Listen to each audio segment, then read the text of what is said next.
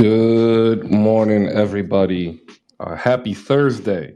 Happy pre-Friday here on Hoop Spaces. I have my instant coffee and powdered creamer mix. It's been a struggle this week for your boy. Lots to get to. Lots to catch up on. Some great W basketball. I was able to watch the highlights last night, and I was able to watch the Storm replay this morning. Set a record. 37 assists, set a WNBA record. So shout out to the Seattle Storm. Kevin Durant just sucked up all the leverage that that's had. We'll get into that. Best basketball movie. And also, I recorded an episode of the Miles and Jack have Mad Boosties podcast. It's one of the best podcasts out there. It's on iHeartRadio. It's backed in partnership with the NBA, and it is a fantastic episode. And partly today's title, Otis Thorpe, Hall of Fame. I really believe it.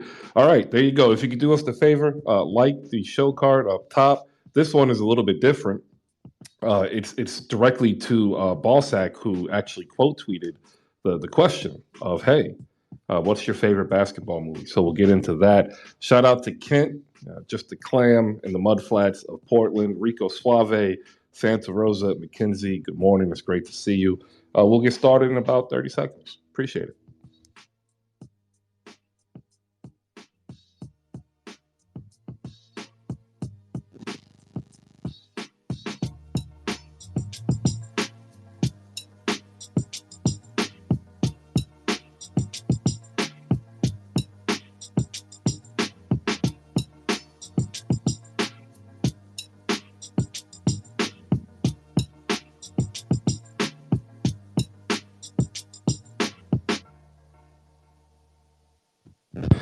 All right. Hey, welcome to your Thursday, your pre-Friday edition of Hoop Spaces in the dead of the off season of the NBA, getting ready for the WNBA playoffs.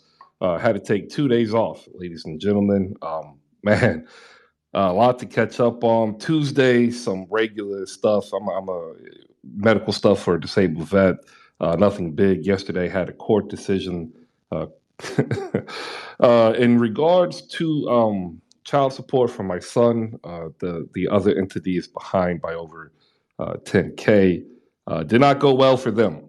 didn't necessarily go well for myself because there's no resolution. But we move. It's like I said yesterday in one of the group chats that I happen to share with.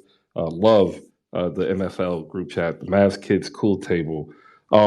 Hey, you go in with hope, but hope is temporary, right? You have to go in with an understanding of what your life is going to be, regardless of the decision, and that goes across all things. And I say that because as we enter the dog days, like literally the dog days of summer, where that late August sun sucks out all your energy, a lot of people they tend to subconsciously start stressing out. It's a time of transition, summer to fall, school starts, jobs, budget, et cetera, et cetera. And I noticed that a lot of people in the community and just a lot of people in general might be down. So if you need some positivity, I'm here to give you some positivity. That's why we have what is the best basketball movie out there, because sometimes we need that levity and that positivity. So if you need a compliment or if you just want to talk about something, just small, now's the time to go ahead and raise those hands. Give a big shout out to John and JP. Actually, there's two JPs, John and Justin. What's up? And then a new John down below.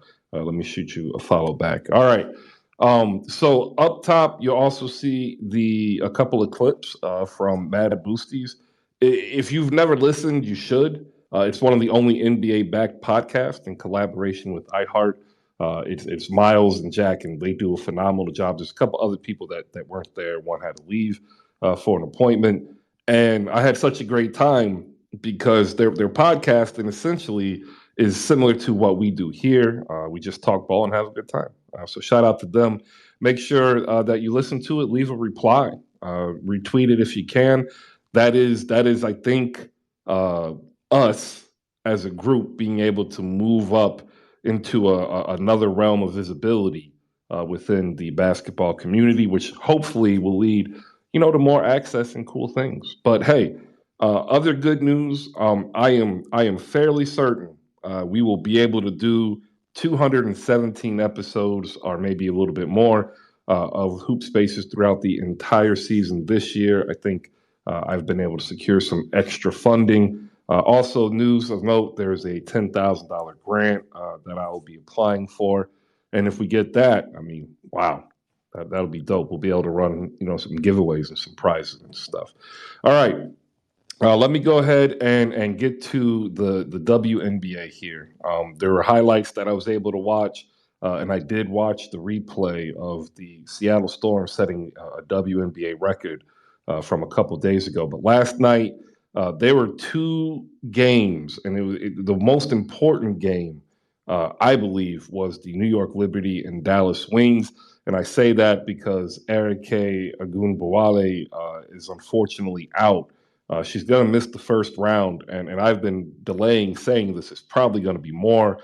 She suffered an injury. The injury she suffered is actually more of a common high school level athlete injury that is connected to the pelvis. And my guess is it's when she kicked the ball after a half court shot.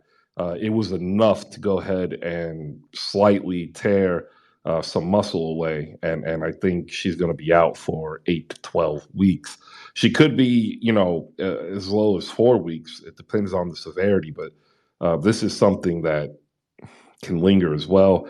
And they lost by 20, essentially 91-73. Your victory for the New York Liberty, who desperately needed this win to even have any type of relevance of possibly making it into the last playoff spot, as they are sitting now 14-20, tied with Minnesota and Atlanta and Phoenix. That's four teams at 14-20, and then the LA Sparks, hoping everybody loses out. They're at 13-21, but we can pretty much write them out. The only team eliminated for sure, the Indiana Fever. They are 5-29. So last night, the Liberty just decimate the Wings, and it was really the second quarter that did it. The Liberty held the Wings to 8 points after Dallas exploded for 31. And that was like that emotional high of everybody saying we're going to do this without our star. And then, it fell apart. Shout out to the New York Liberty for taking advantage of a much needed opportunity. They got, I believe, one more game coming up to decide the playoffs for that. Also, last night, the Minnesota Lynx defeated the Phoenix Mercury. This was bad. Somebody decided to take herself out the game and not play, and that is probably the best player, Skylar Diggins. Diana Taurasi out due to injury, so they were left with Petty and Cunningham, who put up a combined 45, and Gustafsson off the bench gave 15. But it just wasn't enough to stop Sylvia Fowles. She had 16 and 9, and McBride put in 18 as well. But shout out goes to one lady in particular, Mariah Jefferson. Last night looked like vintage Chris Paul. 12 assists. She controlled, the entire flow of offense in the half court. So shout out to her for a great game.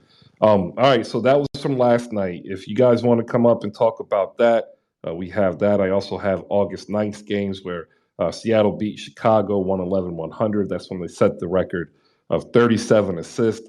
The Aces beat the Dream 97-90, and then the UConn Sun, they beat the Sparks in LA 97-71. And last big news here, WNBA Hall of Famer Lauren Jackson has been named to the Opals, the Australia's World Cup team. She is 41. She is now back on high-level international play, which is considered professional play. So, hey, she's made it back. It's dope. Maybe she tries to make a run after seeing Diana Taurasi play decently, I guess, this year. All right, that's all I have for the WNBA. That's your just brief recap. We'll look at, forecasting the playoffs for the WNBA maybe tomorrow or Monday. There you go. What's up to TJ popping in? What's up, Kev, Akila, Muhammad? It's good to see y'all. So we recorded this Mad Boosties episode on Tuesday, and they have to edit it to make it sound, appropriate and whatnot. And the question was, what is one player who is not in the Hall of Fame that you believe should be in the Hall of Fame, and it's a crime that he's not in there. And I say without hesitation, Otis Thorpe. If you have a player that you want to mention, you can either go ahead and come on up. If you can't come up to speak because you're at work or you're at home and unable to speak, you can also add it into the chat box in the bottom right. Um, Going into some NBA stuff, I don't know how much y'all have been following past your favorite teams. We'll go ahead and start with the Boston Celtics. Good news if you are a Celtics fan. They are opening with the top projected win total for next season, followed by the Phoenix Suns, the Golden State Warriors, and the Milwaukee Bucks. The Celtics are set at 54 and a half wins. The Suns are one game behind the Bucks and Warriors 2 games behind. But surprisingly, ladies and gentlemen, the Clippers are only 3 games behind the Celtics. That's right.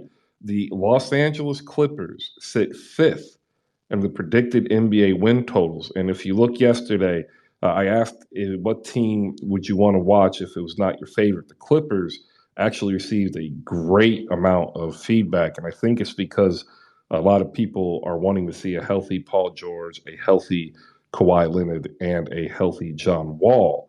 That is going to be a interesting trio. The Sixers, Grizzlies, and Heat all share 50 and a half wins. And if you prescribe to my theory, which is born out of San Antonio basketball, the goal is to get to 50 wins. So there you go. Your top 8 teams by their predictive measures: Celtics, Suns, Buck, Warriors, Clippers, Sixers, Grizzlies, and Heat.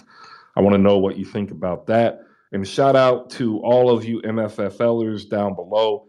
You had a great space last night hosted by Jose, Scammer Sultan, which is Jazz, and Rico Suave, right? Or actually, that's Jose, and Speak on it, Rolo. Mavs, 48 and a half wins. That's good, tied for 7th with the Timberwolves. Just one off of Denver, who is at 49 and a half. So they still have you in that top 10 ranking, right? Because you're tied with the Timberwolves for 10. So if you think you're a top third team and you're not up there, that's who we want to hear from. Who are they? That is the Atlanta Hawks at 46 and a half. And that is also the Brooklyn Nets and the Toronto Raptors at 45 and a half each. And then that's followed by the Bulls, Lakers, and Pelicans, who are supposed to get 44 and a half. Everybody else, that's the low end where we're looking at a lot of the play-in combinations. We'll probably see a lot of these people fight to try to get the 8th, 9th, and 10th seeds. This would be the Cavaliers, Knicks, Trailblazers. They are 42 and a half to 39 and a half, followed by the Hornets, Wizards, Jazz, and Kings. Surprisingly, the Pistons have moved from the bottom spot. They are just, bottom 6. But they are now better than the Magic, Thunder, Pacers, Rockets, and Spurs. And if you are wondering, ladies and gentlemen, the Spurs and Rockets are at the bottom 2. This is the first time that the Spurs and Rockets have been in the bottom 2, an expected wins total, and the Mavericks have been, I believe, a top 10 team. So there you go. Also breaking yesterday, apparently Sean Marks in his infinite wisdom requested both Jason Tatum and Jaylen Brown from the Boston Celtics in the first Kevin Durant trade talks. And I say that because Kevin Durant and owner Joe Tsai had a meeting where Kevin Durant reiterated, his discontentment. And now it is seen as the Celtics and Sixers are his preferred destination. The Celtics, if you remember, had already offered apparently Jaylen Brown, Derek White, and a first rounder. And the 76ers, although not official, have been rumored to offer Tobias Harris, Tyrese Maxey, Matisse Thybulle, and maybe another player to match salary. So I want to hear your thoughts on that. All right. I just went 15 minutes nonstop. Hopefully somebody else can come on up here because you can't have a conversation when you're by yourself. And although a lot of people want me to do a lot of Colin Cowherd style, single monologue type stuff. I want to let you know he has an entire staff who do a lot of writing for him, and so he's oftentimes following a progressive script that's kind of written for him. So there you go. All right, I appreciate you, Justin, coming on up here. It's definitely hard to carry it by yourself. Other news, and this is unfortunate news. The Kobe Bryant, Vanessa Bryant lawsuit against Los Angeles. Uh, some nasty news came out via the Warriors. Apparently, they are saying that the images that were taken from the helicopter crash in 2020 were passed around for laughs as visual gossip. And if that's the case, I feel just absolutely brokenhearted for Vanessa to have to deal with this 2 years after the event. Justin, thanks for popping up here. Hope you're doing good. Ladies and gentlemen, you can check out Justin at JP the Franchise on YouTube. He's a diehard Celtics fan, small time YouTuber with some big time goals. If you head on over there, shoot him the subscription. You're looking at what, 3K by the end of the year was your goal? How you doing? I'm good, Chris, man. It's been a long time. Been a long time since I spoke on Hoop Spaces. My goal is to hit 2,000 by the end of the year. We're getting there very slowly, but like for surely we'll getting really good views on latest videos, especially why Giannis is the best player in the NBA. I've been getting a lot of feedback from it, so thank y'all so much. Very sad situation for Vanessa. I'm praying for the Vanessa and the entire Bryant family. That's just really sad when those photos are passed around for laughs. I mean, that's just unfortunate.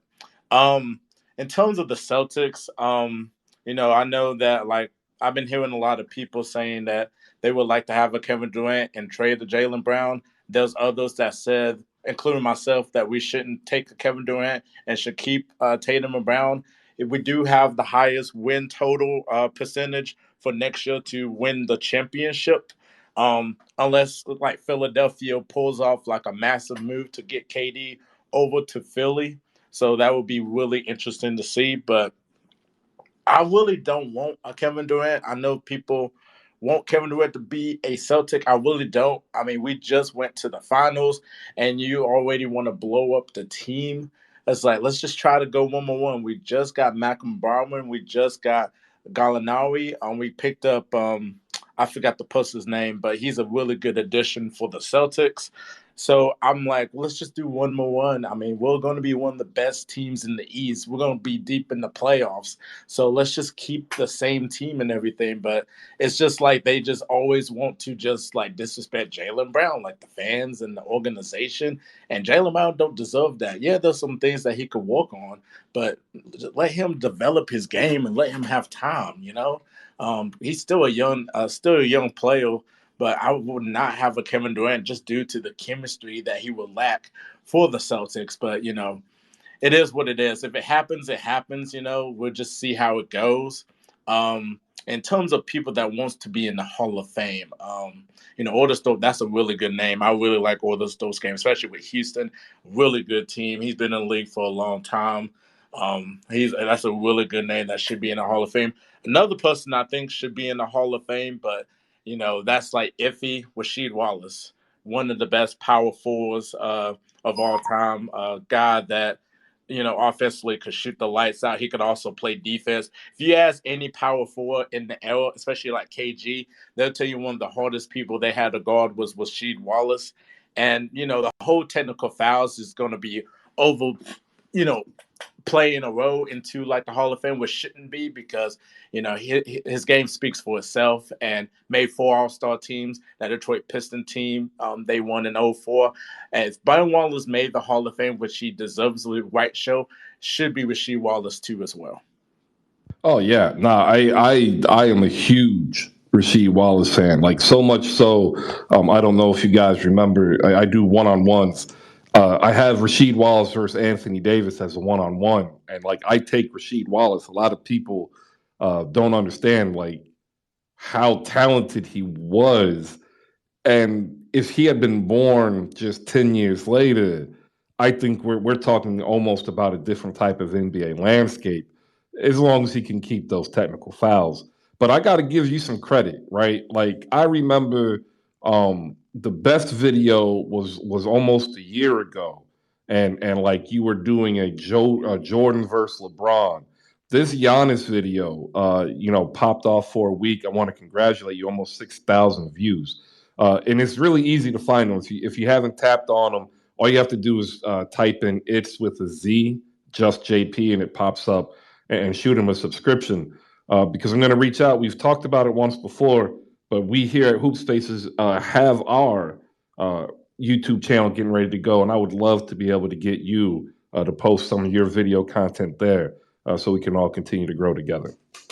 Yes, sir. Hey, just let me know, man. I'm definitely down because I love Hoop Spaces. Definitely, what you've done with the Hoop Spaces community and letting everybody speak, every single day. I'm just grateful for the opportunity. I'm grateful to meet a lot of great content creators and meeting like other people that want to just talk basketball. And I'm just thankful and blessed that we have this platform because to be honest, I don't really listen to ESPN or Fox Sports because they talk about the same stuff or they're talking about inconsistent information that I'm just not a huge fan of, or it's the same subject every day. When I come on Hoop Spaces, it's always like a different subject. It's always talking like great content, great information. I just love it so much that I'm just, hooked to just listen to Hoop Spaces, and do whatever it takes to be part of the community. And I'm just thankful and blessed for you and everybody else to put me as part of the community. So thank you so much. I love it so far. So thank you. Yeah, no, I that's what we did this for. Like I too, I just can't watch it. It's not what I do. Like I remember vividly in my 20s, like I don't think I missed an episode of Around the Horn or PTI, right? And I watched maybe half of First Take, and that was just more of a schedule thing, right?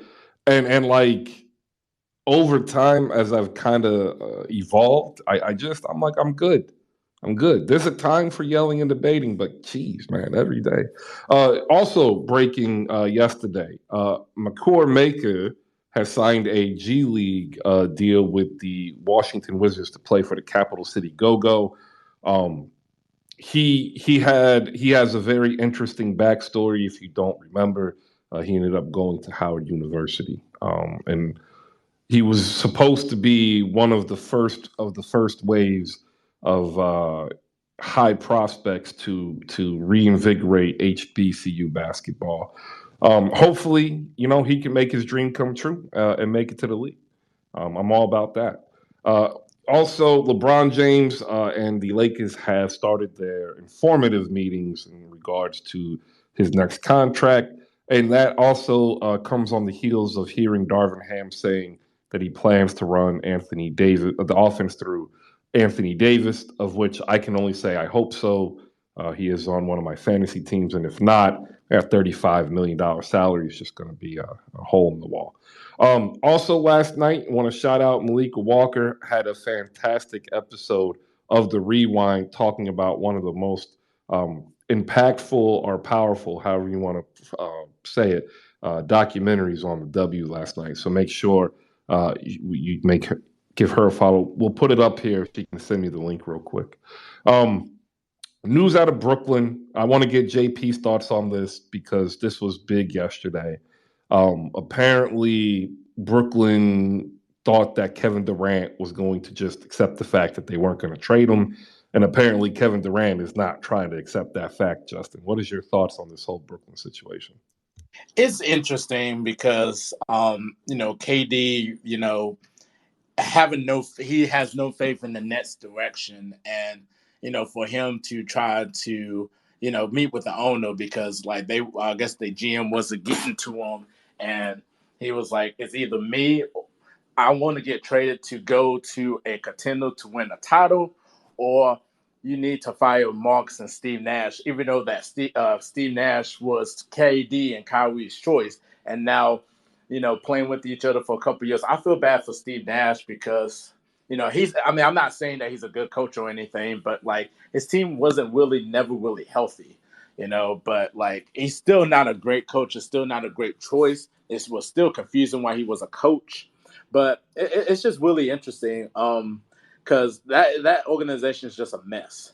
It's a complete mess, and I just don't understand why he wants to that he don't want to stay with Brooklyn because if you look at that team that they got this year, I think that they have a really good squad. They have a really good squad, so why not try to do this? One more. Why can't you just stay with them and just ride out with them? Because they got a really nice team this year, but it just seems like KD just made up his mind and he wants to go somewhere else just to get closer to a championship. And he feels like the Nets is not going to be the team that's going to help him win the championship. So it's a very interesting situation. And, like I said, completely, I side with the owner, because he's like, well, I'm going to side with the GM and the coach no matter what.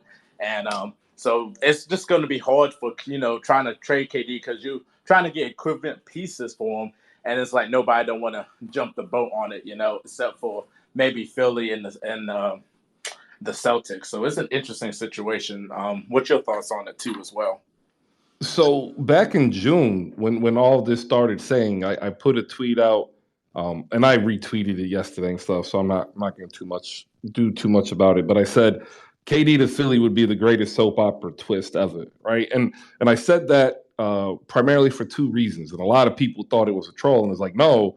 One, I happen to know like people from that area because I'm from that area, right? Like they're not directly telling me, but I still talk with them. I still hear certain things. But more importantly, when the discontent happened, the very first people that he was on the phone with, that people reported, it was with Joel Embiid and James Harden, right? And Joel Embiid has been doggedly recruiting Kevin Durant, for months about teaming up in Philly the moment that he thought it was a possibility. And the only way he thought it was a possibility prior to June is if James Harden told him it was a possibility. So put on your detective hat here and just follow the trail. Right now, it's all circumstantial, but circumstantial evidence tends to depict the context here. So if you have somebody who's known Kevin Durant, has played with Kevin Durant now for over a decade, telling you, a player who also knows Kevin Durant by playing against Kevin Durant for nearly a decade, that Kevin Durant might want out of Brooklyn and could come here, like you start recruiting. And to that effect, like Philly has not said ever that they weren't interested, and they've already given them, I think, the best offer that they can give them. And I think it was the best offer until Boston offered Jaylen Brown and Derek White. And then at that moment, I think Sean Marks got greedy, and that's why we are where we are. Um, I think eventually KD is moved now because now it is seeming as though he's going to be willing to sit out training camp, and then we'll go from there. So I think it's going to get messy, and I think what'll be interesting is like now there's talk, or at least within the background, that Kyrie wants a contract extension that only allows him to play 60 games or less, and etc. I don't believe any of those. I think that what it is more of a stipulation that if he gets 60, he's getting an incentive, right? Like a higher bonus. That's all I think that is. But there's a lot of smoke now with like Kyrie to Miami. And like Miami hasn't done anything. Partly because they didn't expect PJ Tucker to leave, and partly because Kevin Durant and the Utah Jazz hijacked the offseason. But like, could you imagine if Kevin Durant is traded to either Boston or Philly or wherever? Like, what happens with Kyrie? That's really the interesting question. That is a good question. Because I thought, before the whole news came out with KD wanting to be traded and everything, I originally thought that they're probably like they didn't give Kyrie what he wanted and everything. Like, so he had to opt in because there was no other teams that could get him and all that at the time. Except for the Lakers possibly, but they had to. They couldn't really trade like their draft picks and all. So I was thinking like Kyrie might be moved before All-Star break, like during the season. That's what I thought. And then when the whole KD news came out, it just shook everything. And then you're hearing a lot of other news, like Ben Simmons. They went back to like the playoffs. Ben Simmons, left the group chat in like game 4 about playing. And I was like, okay, I don't think I believe that. Like, I don't think, this is news. So it's just really just a huge, huge mess that I mean, it's just unbelievable. It just makes like, a good soap opera every day just to hear like, okay, what's Kevin Durant going to do?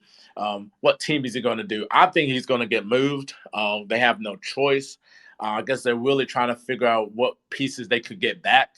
If he could get to Philly or Boston, that'd be a good choice for him and everything. Like I said, I don't really want him personally in Boston, just due to the fact that we still have a really good team, even without Kevin Durant. But you can't really do anything about it. I'm not like a GM. I'm not a owner or anything. So it's an interesting summer. It's going to be an interesting NBA season. So I just cannot wait for it.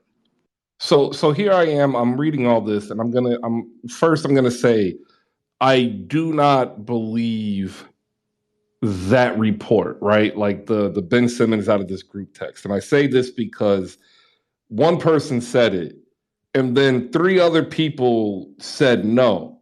And the 3 other people within that's Twitter that said no don't really like each other, right? Like 2 of them are cool with each other and are probably okay, but I can guarantee you that they don't like the other guy. And then so you have these 3 guys saying that this report is actually false. So I kind of lean on that. So I think he was there, and I think what it was he wasn't going to play, and I honestly think that was a linchpin of why KD is now anti Steve Nash. Because if you do watch Steve Nash, like he is non-confrontational, and I think he probably didn't push Ben Simmons the way that some of these other players wanted him to do it. At least that's my read. Shout out to Sean with the W down below. One of the trio of hosts of Live from the Mecca, some of the best Knicks talk you can have. And I did not know this, but he went to Jeff J. Says wedding, and Cedric Shine was there, and it was the first time that they were ever together. And that just blows my freaking mind. Because even though New York is a big city, like New Yorkers can find each other, right? Like it's just like an inherent ability they develop from living in New York. But shout out to Jeff J first for the marriage, and then shout out to those trio at Live from the Mecca getting ready for a second season. That's dope. Up top, also, if you look, we just shared Malika Walker's recording on Dream On's, the 96 Olympic women's basketball team. Look, this was arguably the second or third greatest basketball team in history. Like, take out gender in history. It had a profound effect on Malika's life, and you will hear it in how she describes it. But in all honesty, if you've watched any of the WNBA and if you've actually paid attention to NBA coaching, it had a profound effect on the NBA and how coaching matters and how coaching started to change in that 96 dream from that 96 Dream On team, because women's basketball started to get better professional coaches. And then those better professional coaches ended up going back to the NBA.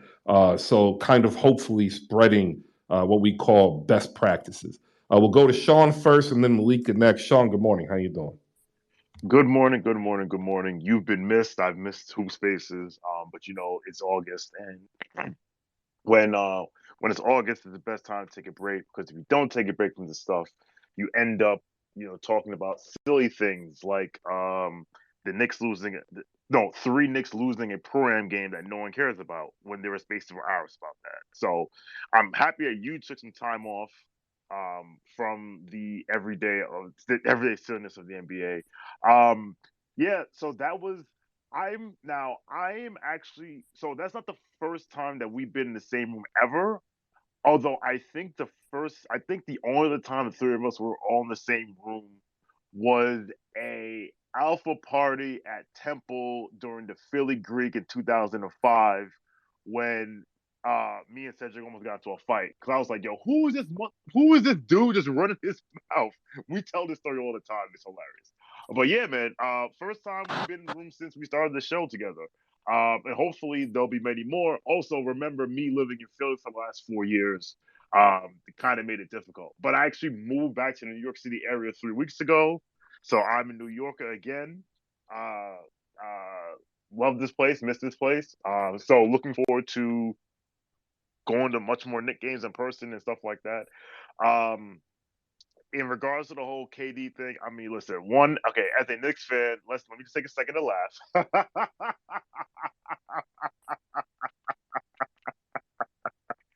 Okay, now that I got that out the way, it's actually fascinating. Um, the you know, 10 years ago, not 10 years ago, 12 years ago, when LeBron was the decision, and that started this play, that was the beginning of the player empowerment era. So if LeBron started it, I think Kevin Durant may have ended it because I think now we're seeing people just putting their foot down, people getting tired of it, including ownership, who's like, wait a minute, I own this team. Why the hell am I like? Why would I do this? That combined with the fact that like everyone thinks that to your point that you made, Chris, like Sean Marks got greedy because everyone thinks every trade package from a star is just going to get bigger and bigger and bigger and bigger and bigger. And I even said it live for the Mecca last Friday. I said, listen, a market correction is coming. You just can't be all right. Well, if you got four first round picks, then I gotta get five. If you got five, then I gotta get six. And if you got six, I gotta get eight. And then if I got eight, you gotta get 10. Like the market correction is coming, and some people say the market correction is here because if there wasn't a market correction, the Donovan Mitchell trade would have happened already, and the Kevin Durant trade would have happened already. Um, so it'll be interesting to see how it plays out. It'll be interesting for both players, Kevin and Donovan, to see basically how dirty are they willing to get this done. Because Donovan hasn't asked for a trade at all. Like we know Kevin has. Donovan hasn't. But we know he wants out. How dirty are they willing to get it? Willing to get. So like you said, Chris, that they're Kevin Durant is threatening to skip out this training camp. It's very interesting because Kevin's always been the guy that says, I just want to hoop. All I want to do is hoop, right? But how dirty is he willing get to get this done? And same for Donovan. It'll be interesting to see. Shout out to you, shout out Malika, shout out Justin, shout out everybody. Again, enjoy your summer. Don't do anything silly. It's August. Like, don't make news where there isn't. Don't read too much into things. We will have in a month and a half, we have more than enough time to go over all the silly shit, the real good shit. Let's ignore the silly shit. Thanks for the poll idea. Is the end of one more thing. Yeah, go ahead. I met Nat for the first time What? at Jeff's wedding. What? I actually got a post. Yes, I got a picture of me. So I'm gonna post that on Twitter today. So now, if anyone thinks I'm a catfish, I got proof. Me and Nat. Well, we knew Nat is real because she's on TV and shit all the time, big time. Yeah, right. Yes, like, yes, big time everywhere. But I will post that picture today.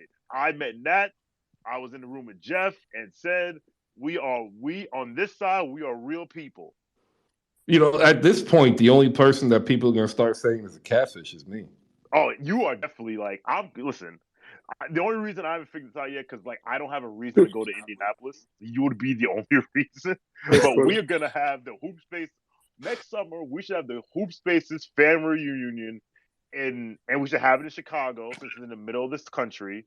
Because Summertime Shy, I heard, is amazing. I've been to Chicago in the summer once, and that was 1994.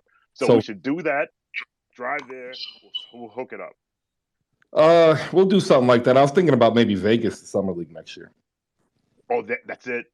That's it. Got to get the money there first, bro. That's what I got to do. I'll get to you in a second, Matt. Appreciate you coming up. But up next, we got Malika Walker, who last night held a great episode of The Rewind, talking about Dream On, the 96 women's Olympic team, the team that really inspired pretty much every WNBA fan currently today. Malika, good morning. How you doing? Good morning.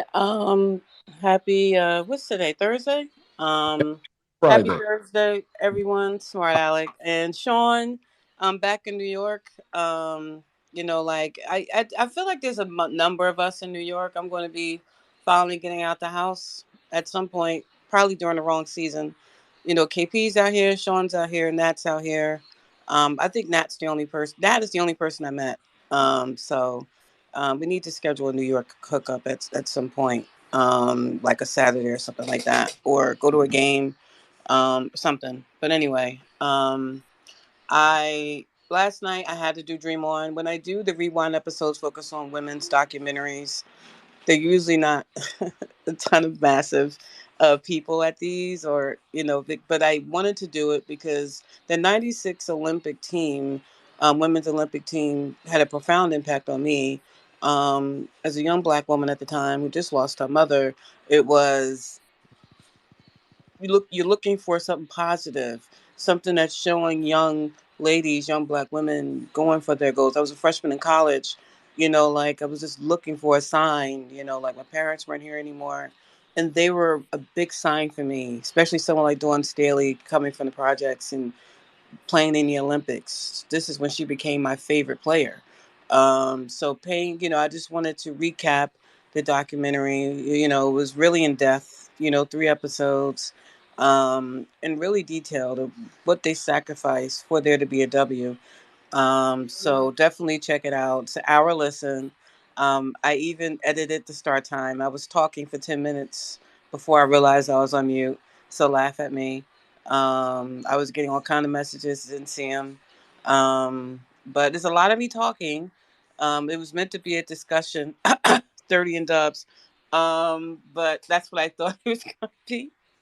Dang. Because 30 Oh, suggested it. So I was like, oh, 30's going to be here. And then I he ended up didn't. He talking didn't. most of He the didn't come time. up, did he? He didn't even come up there, did he? He was He just. didn't come up. And I was like, I wanted to strangle him. But it was me just talking most of the time. And that wasn't the intent. I really did want it to be a discussion with someone who actually watched it. That's how I like the rewinds to be. But I ended up recapping it. And then we talked about the W today. Like Jada One Condon didn't want to leave me stranded. So he came up, which I appreciate. And it was nice to recap it. It's about an hour, so it's a quick listen. It will be up on YouTube, later today probably.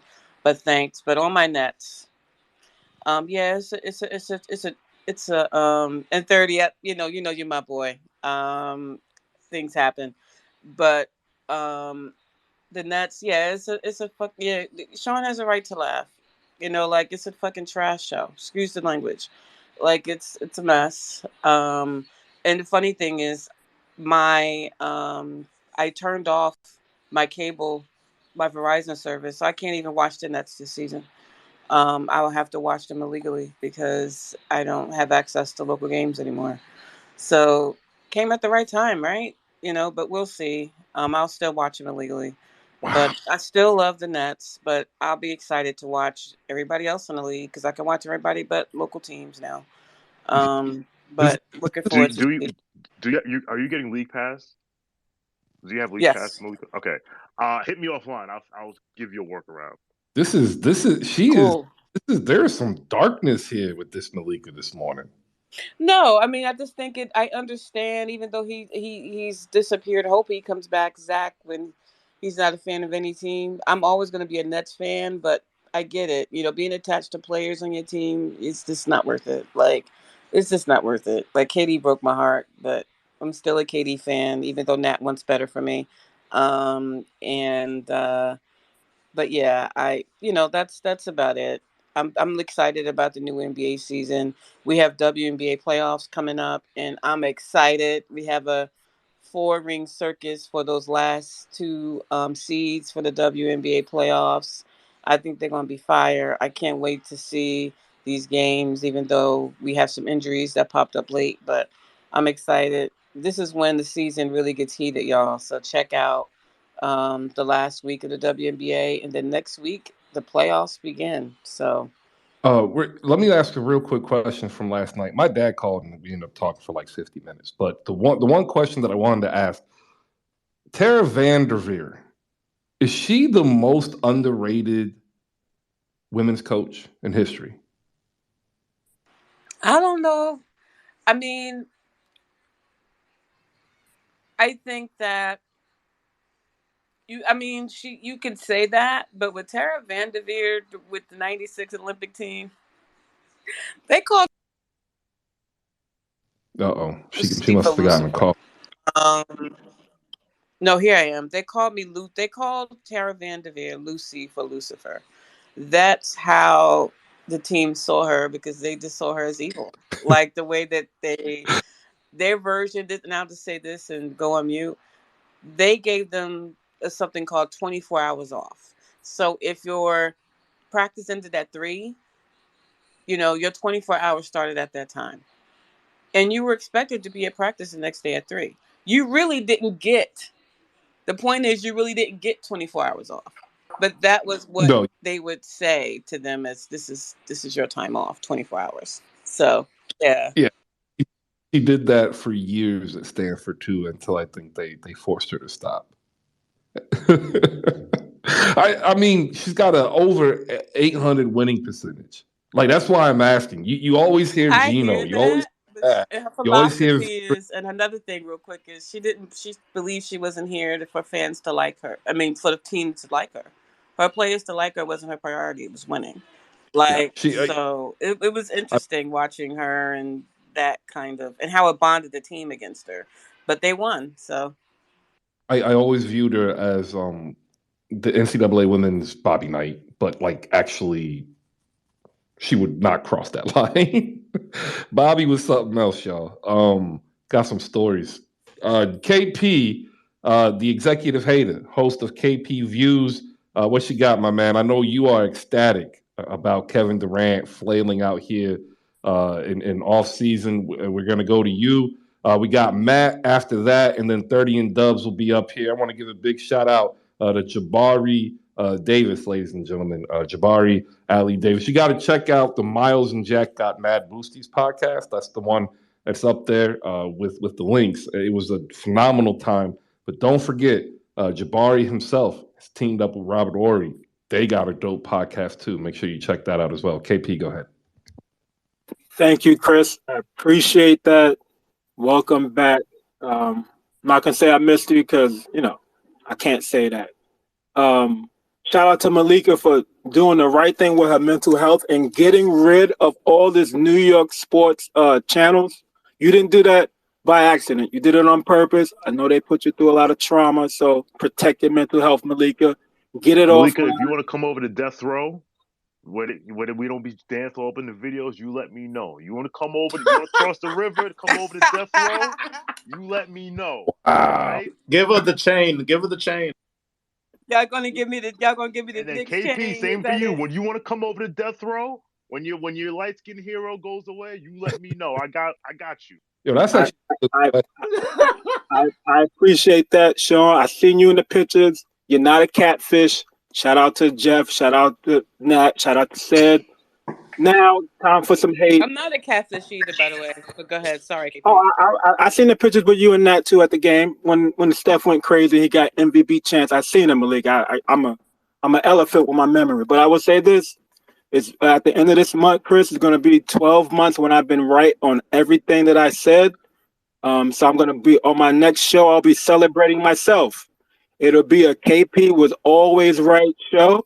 So I have screenshots, I have videos, I have a lot of information that people don't know that I'm an advocate for just being great. Thirdly, shout out to the Nets for being exactly what I said: a trash show, a shit show, a clown show, a bozo show. It's not great over there by the Barclays. I tried to tear it down. No one came. I sent out the Evite, but I don't think people use Evite anymore. So that's why I probably got mixed up. Tried to tear it down, but we're gonna try that again next week. We're gonna get some construction workers by the Barclays. Make sure you guys got some cookies and dough. And lastly, Chris, for your question up top, basketball movies. There's only 2 movies that actually matter. It's White Men Can't Jump and the Great Above the Rim. Above the Rim is the greatest one because it gave life to the greatest meme of all time with Shep playing invisible basketball. But the funniest thing is everyone does that in What their about he home. got game? I never saw he got game. Is that worth saying? Yes, it's worth seeing, just not the greatest. I only Yeah. deal with the greatest stuff. I don't deal with mess stuff. That's why I don't deal with the Knicks. That's why I don't deal with the Nets. I don't deal with no New York team because they all meh, kind of like Marvel. What jersey number you want? Let me know. And look, want the white one or the blue one? Let me know. I'll get ready for you. I'm gonna when you give me that jersey, the same when they're gonna expand the subway system. So we're gonna get it about the same time, which is never gonna happen. All right. Everybody, make sure you shoot a follow. He's been right on almost everything. Almost. Specifically, if you like Marvel and DC, if you like pop culture, you got to check him out. He's been absolutely correct on everything DC. Like I'm not even gonna front. I'm in the group chats with him. I'm not into this stuff, so I get a lot of my information from KP, and he's yet to be wrong when I've checked it out on the web. Matt, thanks for your patience, my man. I want to give a shout out and a full read to Jabari's podcast with Robert Ory. If you remember during the finals, we brought this up a couple of times when Warren was in here. It's the NBA Finals file, right? Like Robert Ory has 7 rings, y'all, and he teamed up with Jabari to produce a great podcast to give you a look at what the finals are like, as well as breaking down the best moments in NBA Finals history. And the cool thing is, it's kind of like a serial pod in that form. They're doing it in real time, but they're doing it in real time as well as looking at the past. So it doesn't matter that it was recorded in May. Check it out now. It is real dope. I think they're only about maybe 7 or 8 episodes. Like you got to check it out if you like basketball. All right, Matt, appreciate you and your patience, man. What do you got for the best basketball movie and anything else in the world of the NBA or WNBA? Well, best basketball movie. I haven't really watched much basketball movies. I have never watched White Men Can't Jump. Actually, I watched the new Giannis movie on Disney Plus. That was really good. All right, cool. You definitely need to watch White Men Can't Jump.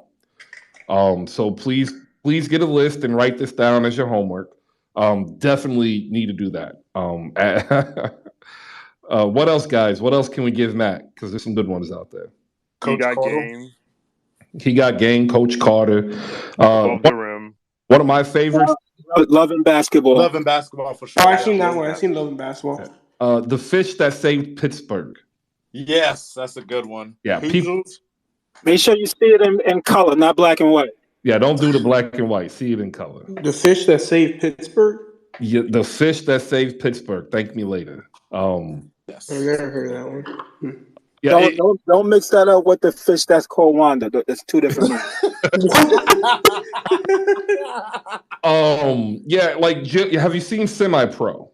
That's a good one. Semi-Pro. Yeah, okay. With Will Ferrell. I think I heard of it, but I don't think I've seen it. All right, put that on the list and understand that movie doesn't exist without A Fish That Saved Pittsburgh. Shout out Jackie Moon. Shout out. All right, Matt. What's your favorite team? Are you a Heat fan? I'm a Heat fan. Yeah, first and foremost, I'm a Heat fan. All right. So with all this KD news, and Pat Riley still asleep, per Heat Twitter. Yeah, like every day I'm like, yo, Pat, do something, bro, do something.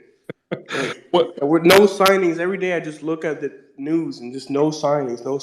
I'm like, so here's the question, right? Like Tyler Hero obviously is not enough to get Kevin Durant. Otherwise, Kevin Durant would be in Miami, right?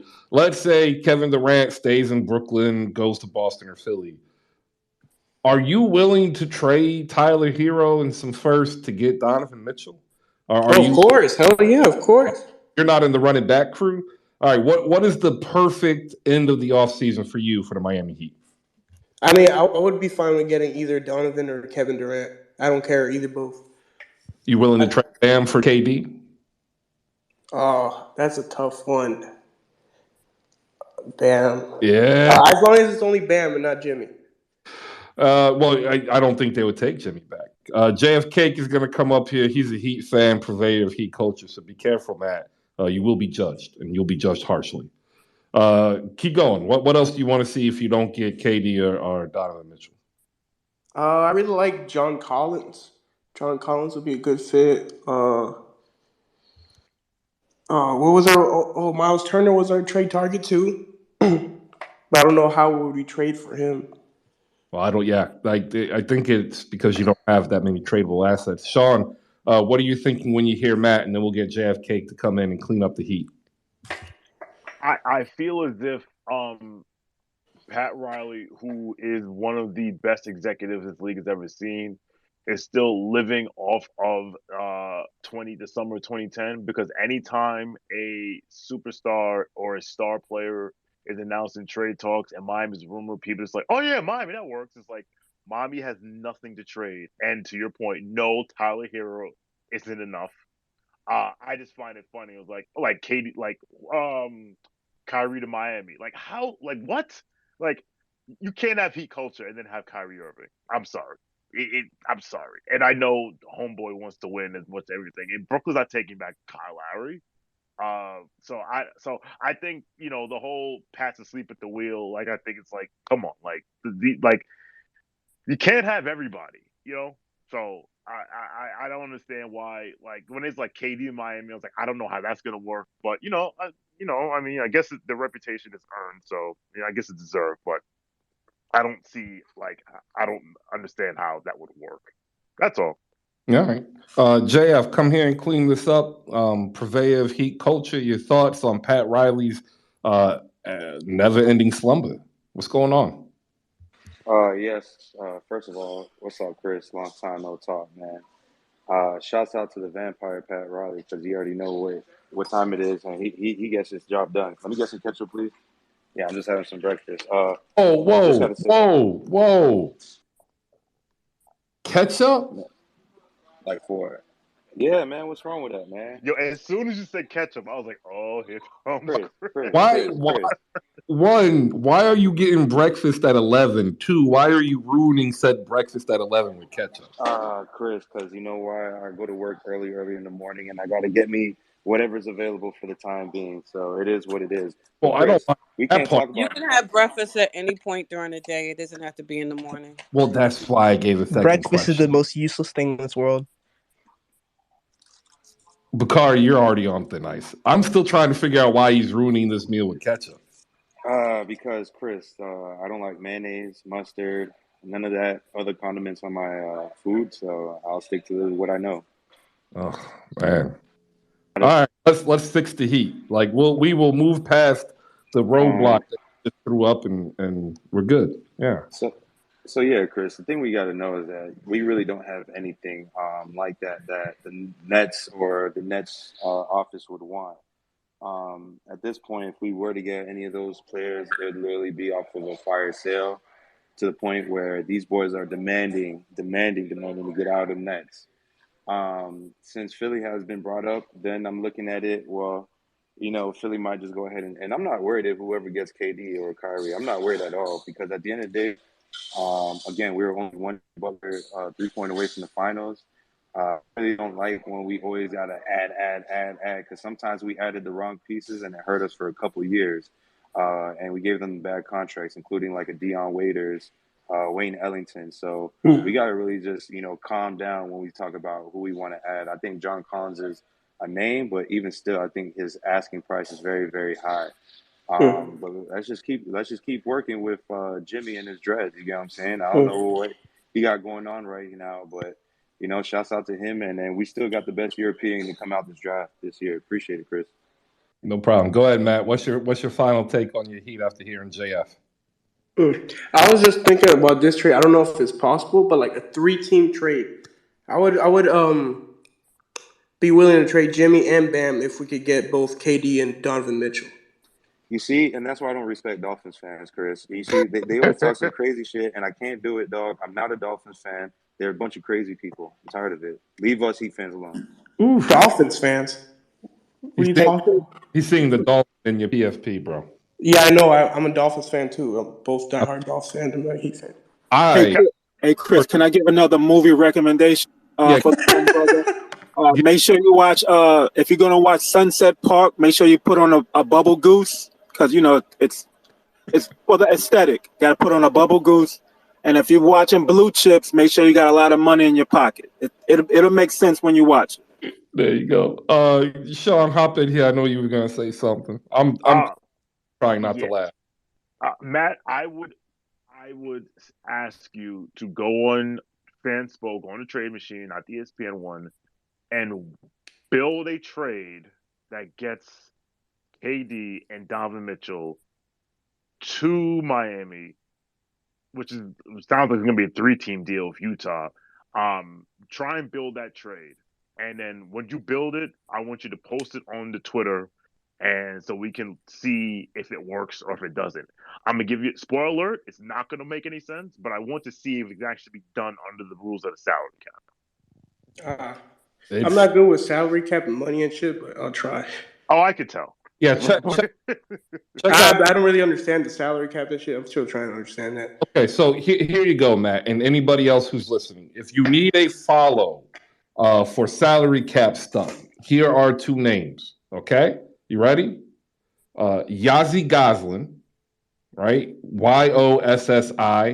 YOSSIGOZLAN. He's over at Hoops Hype, and Mavs CBA, right? Just look up those 2, shoot them a follow. Those 2 are great at the CBA. One is stronger in terms of understanding current contracts. The other one's a little bit more nuanced within the actual mechanics of the CBA. There you go. Let me move over to Jose. What's up, Jose? Thanks for popping in here. Give a recap of that dope space you all had last night on 77 Spaces. Yes, sir. Felt a little bit dirty, with some of the Miami Heat fans up here, being a Mavs fan. So sharing the room with Miami is a little nasty. But good morning, Chris. Good morning, everybody else in the space down below listening. We had a fun show last night. We had a mailbag show, a mailbag space, and it was a little bit hard because uh my main tweet had like questions under there, and then now with the chat feature being on the space feature as well, it was kind of hard going back and forth. So with the last couple of minutes, we asked people to come up and ask us directly a question that they had. So it was just overall refreshing, a little bit fun. You need to have fun during the off season and stop stressing too much about the future that you can't really predict. So we had that going on last night. Chris, one of the questions actually was, what are your top 5 basketball movies? And we asked that between Rolo, myself, and Jazz. So I'll give my top 5 basketball movies. Um, First one being Above the Rim. Second one being White Man Can't Jump. I even threw in Teen Wolf with Michael J. Fox because it has basketball elements. I also said Loving Basketball and Coach Carter. Now, I'll give an honorable mention to the movie Hustle, which just came out on Netflix with Adam Sandler. And I'll even throw in Uncut Gems just because it has Kevin Garnett, even though I don't like his ass. Like, they have basketball elements in that movie as well, along with gambling. So, basketball and gambling. America's sport right there. But I will say with Kevin Durant, um, I'm not necessarily on the Kevin Durant train. Like what I like him in Dallas, of course, that's obvious. Is Joe Tsai is really serious and he about that life and he all about that fuck KD shit. I mean, go ahead and package accept the package of THJ, Davis Bertans, and Dwight Powell in a first round pick. If he really about that life, just go ahead and accept that. But Chris, what I have to ask to you is like, would you accept Kevin Durant for Tyrese Maxey? Let me see, Thibault Yeah, and Tobias Harris. don't need me. You don't have to finish it. Yes. Like So I you'd give up Maxey like this early in his career? so this is the truth about championship level basketball, right? It usually takes 2 players within the top 15 to give yourself a 1 out of 3 chance to win. right? That's just a 1 out of 3 chance. Now, if you have 2 of the top 15 or top 20 and good role players and a top coach, you kind of start trending upward, right? So think like, Whoa. Doc Rivers, a top coach? well, hear me out. I didn't say anything about Doc Rivers yet, right? So, like, to counteract, Glenn Rivers syndrome, I would be willing to give up Maxey and his amazing future he's going to have to give me 3 players that could be in the top 15 this year. Because, like, if we're going to go against the Golden State, or if we're going to go against a rejuvenated Lakers squad or a Clippers squad who's deathly dangerous, I would feel more confident knowing that we would have a trio of potential top 15 players. I understand that, but just looking at Doc Rivers' track record with like multiple stars and capable players, just hasn't really panned out. Except for when he's had 3. And And speaking of top players, I want everybody to join in with me and every Knicks fan that you know. And I want you to wish Kevin Knox, a.k.a. Corner Kev, a happy 23rd birthday. Hey, Chris, one more. Happy birthday, Kevin Knox. can I give Matt. two non-recommendations that I do not recommend? Yeah, go ahead. And Give I'm gonna end on this. This is the reason why the Nets are going bad now. For Uncle Drew and Thunderstruck, don't waste your time. Don't illegally stream it. Don't borrow it on VHS.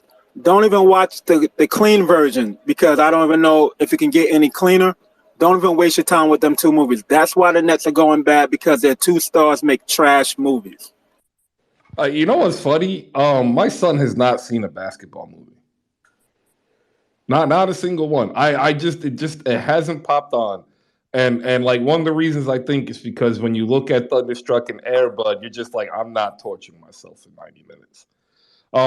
Rico, go ahead, man. Finish up so we can get I appreciate you, Chris, for letting me finish.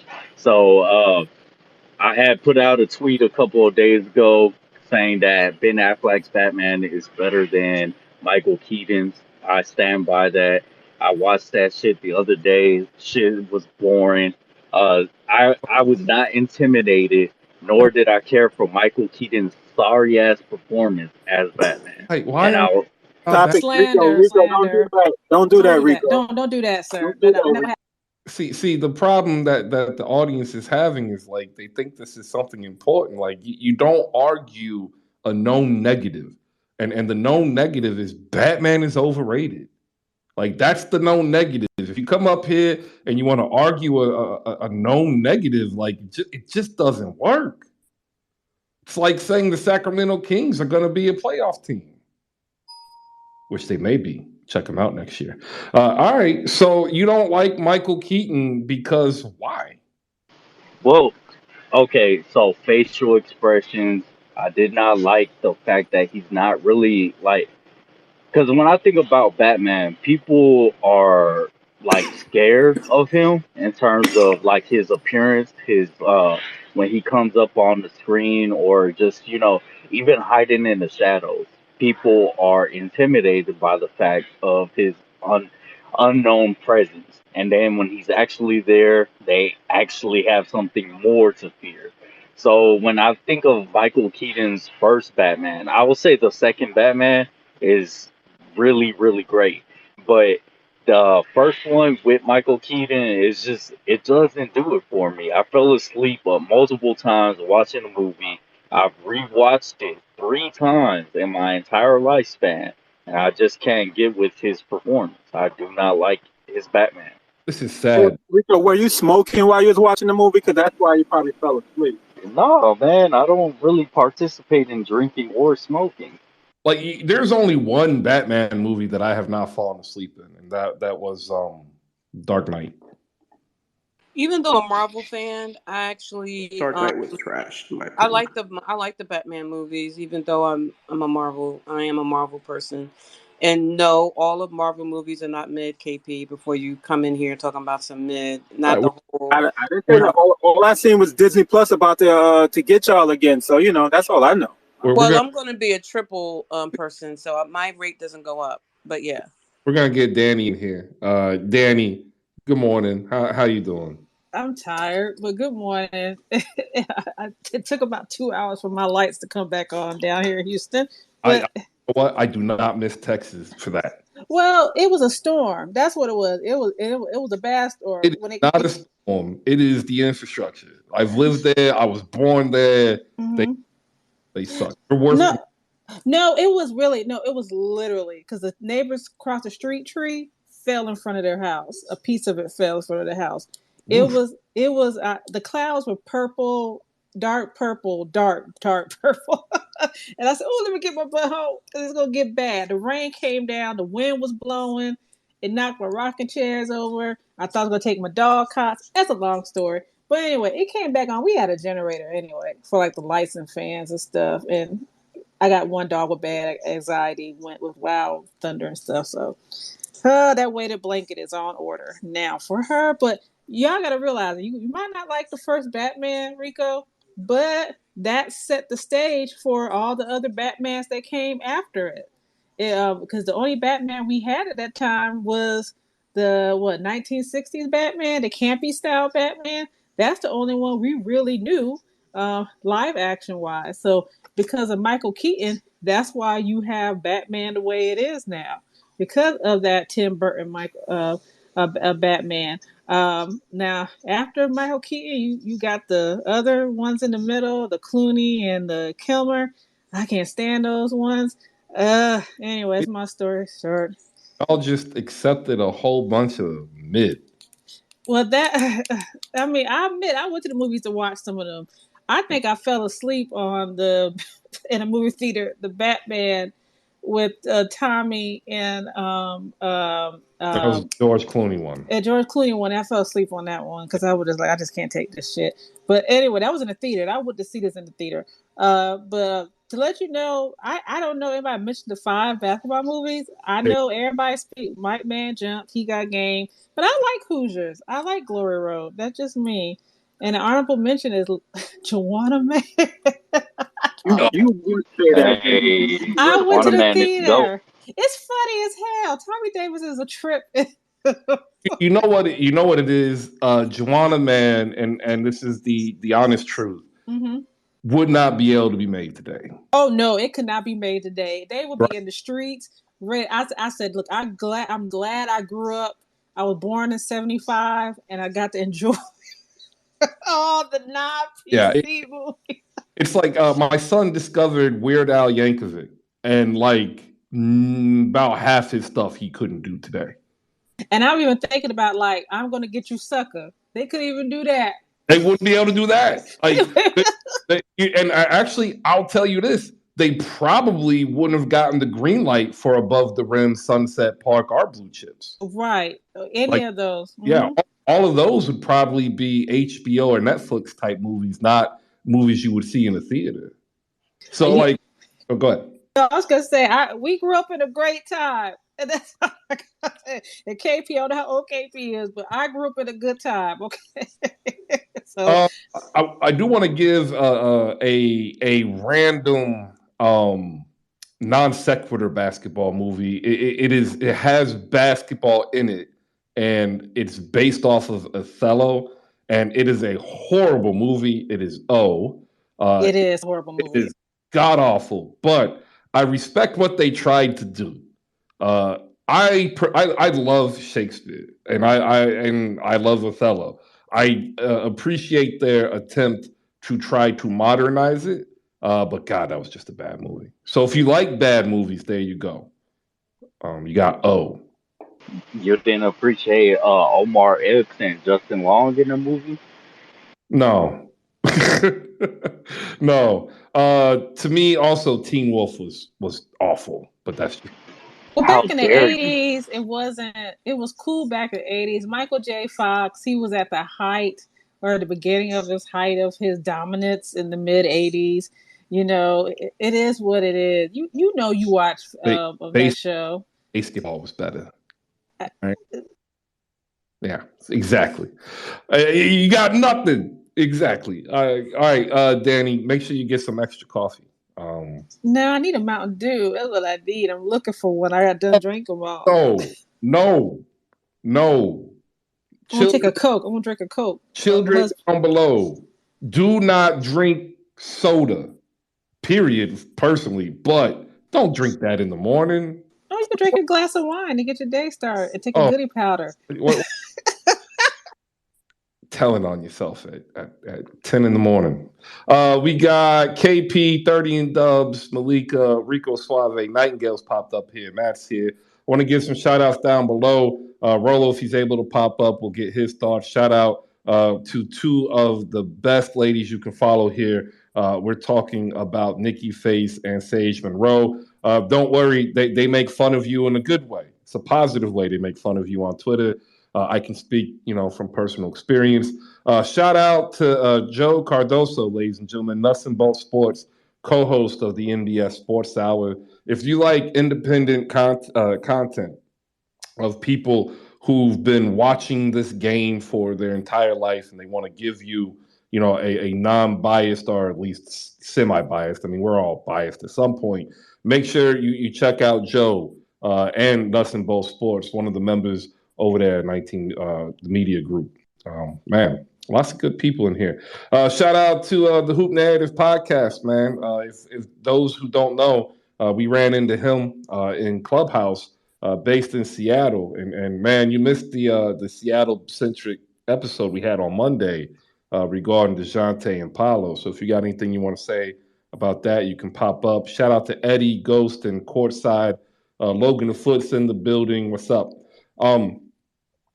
We'll go to Jose next. He's got his hands up. And then 30, did you want to hop in here? You came up here, but you haven't put your hand up.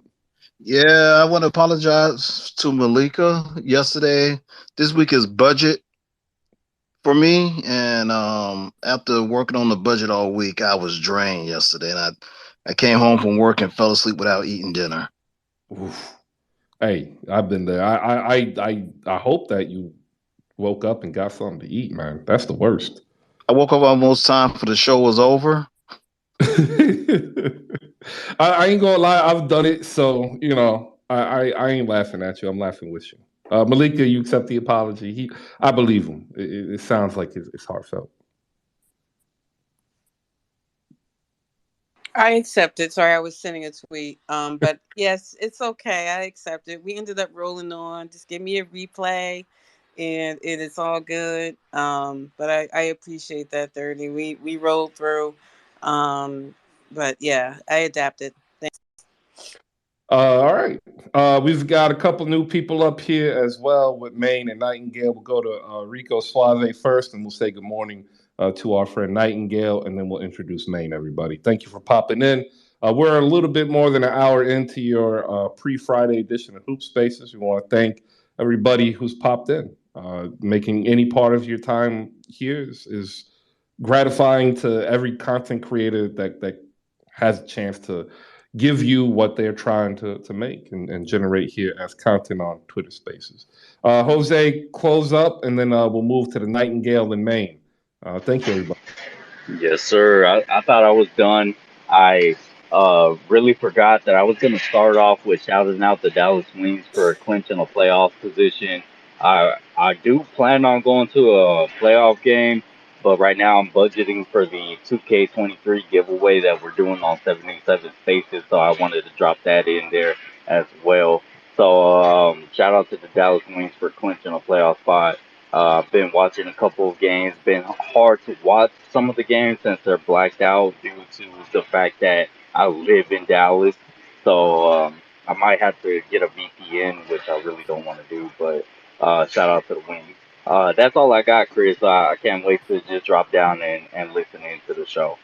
All right, and make sure like the getting the VPN, I think is just going to be pretty much what everybody's going to end up doing anyway, and then they're going to figure out a way that doesn't even help us. Random basketball movie that I'm going to recommend that I don't think a lot of people remember because it was a made-for-TV movie. In fact, it was a TNT original, if you remember that. Andre Braugher starred in it with Rip Torn, Passing Glory. the dramatic take on a true story of the first integrated basketball game in the history of New Orleans. It was a very, very interesting story. For those who don't know, there was an all black high school called St. Augustine, and they were undefeated. And they went up against the all white Jesuit High. And it really focuses on Andre Brow's character because nobody was trying to have that game played. They didn't want St. Augustine to win. Like it was pretty bad. And because it's made for TV, understand like that you're not going to see all of the bad stuff that actually happened. So if you do want to look into it, there's a couple of books out there as well that you should probably pop in. All right, we will go next to Nightingale. We'll introduce Maine, and they'll say what's up to the Hoop Narrative Pod coming out of Seattle. Nightingale, good morning. I hope that you have some coffee. Not yet, but I will in a minute. All right, that's good. Good morning. Good morning. No, everyone was talking movies, and I was like, "Oh, I love talking about movies," but I had to come up because it just drives me crazy. The Riddler and Two-Face. It was the Val Kilmer Batman. That wasn't George Clooney. It was that middle campy version that was like campy, but not too campy, like Batman and Robin. That was George Clooney. That's how they're all. Let's get our Batman straight. Why? They're bad. Like it's... Shut up. Thank you, Nightingale. Thank you. Way to ingratiate yourself to the host. Shut up. Shut up. Air Bud is literally better than every Batman movie. Every Batman movie? Every Batman movie. Including The Dark Knight? Including every single Batman? Every single Batman movie. This is just hate to be hate. Well, no, that one in your heart. You got to let that hate go. The one TV movie they did with Adam West was okay. It was passable. I knew you were going to freaking bring up that movie. Yeah, it was passable because it was kind of funny. Your thoughts on anything, W or NBA, or you want to keep going movies? What's your favorite basketball side of that? I'll keep it short because I wasn't sure exactly where we were going to land in the convo. Every time I think basketball movie, I always think Love and Basketball. Maybe it's partially because basketball is in the title, but I loved that movie as a kid. Or whenever the hell that came out. I don't even remember how old I was. I was young. Loved that movie. That was like around the time as like The Wood and what was the other? There was like another movie that came out around the same time. It's just like a real good block of movies that involved a lot of really good music as well. And so I always have very fond memories of Love and Basketball. Love that movie. You talking about The Best Man? That too. Yeah. I think there was it was The Best Man. But I also have a special fondness for The Wood. Anybody remember that movie? Yes. Omar Epps, Tay Diggs. Love that movie. It's such a good movie. So much. So much. Oh, the WNBA. I watched recently. Yeah, the Wings were whoo. I saw their last game against the Liberty. I think they have another one. Was it yesterday or today? And yesterday they had one. I didn't catch their second one, but I saw the other one, and that was mean. I mean, people. I don't watch as much of the WNBA as I should, and I think partially it's because I don't have a team. I think that's partially my problem because the product in and of itself is actually a really good product. Like, it really needs some real backing because, like, I get into it every time I watch a game and I sit down and watch it. I love it. I think just my personal problem is I don't have a team to like latch onto. And then like, you get a team and then you root for that team and then you start like, you get into the battles with different teams. That's kind of how I got into the NBA. So for right now, I don't have a WNBA team and I'm going to work on trying to figure out who I'm going to choose. Don't worry. I think because I'm in California, but I think there's only like the LA Sparks. Yeah, but I have a feeling that there's going to be a Northern California team sooner rather than later. They should. I do love the WNBA. Like I said, it's bad that I don't watch as much as I should, but the product is good. The product is very, very good, and they have a lot going for them. Speaking of a product that is not good, The Air Up There with Kevin Bacon. Do not watch it. Oh my Don't God, do it. that is a time capsule flashback. Wow. Do not do it. It is about a basketball coach who travels to Africa to recruit a star, and it is very bad in very many ways. It's very 90s. Very bad. Very 90s. I will say I don't think I've seen The Wood. Really? You should. You would like The Wood. You would like it a lot. Mm-hmm. All right. That's a classic. I'm apparently mercurial. That is what my son told me yesterday. Apparently, I am mercurial, and I looked at this 9-year-old and I said, like, I'm going to put you on Mercury if you keep trying to talk to me in such a manner. Chris, I got a question for you. Yeah. I don't know. He just sounds like he's repeating back what he hears. Maybe. Your son seems very intelligent. What's your question, Danny? Then KP popping. How does it sound to talk to yourself when you talk to your son? How does that feel to look at a miniature self of yourself? You think that's what it is, but it really isn't. Like, he tries very hard and he fails a lot of the time. And it is gloriously hilarious in the back of my mind because I look at it and I see the thought forming. I know exactly what he's going to say. And it's fun. So to give you an example, he preheats his water by just turning it on, letting it run, and then he stops it, and then he adds hot water, and that's how he makes his bath to make it acceptable temperature. So he does this, and like 20 minutes pop by, and I'm like, all right, he's not getting washed up, and I go over the corner, I say, what you doing? And he's like, oh, I'm done washing up. I don't even have to look at him. I say, why are you still wearing your clothes? And the fool said, oh, I just put them back on. Like, no, you didn't. Like, he's just a kid. That's all. He's just a kid. Malika, 30 seconds, and then I want to get into hoop narrative. I guess I want to ask real quick, Chris. When your son called you mercurial, was that like AKA for hater? Because I want to use that. No. Okay. The definition of mercurial is not that. Foiled again. Damn it. Yes, by a 9-year-old. Have to add that. By a 9-year-old.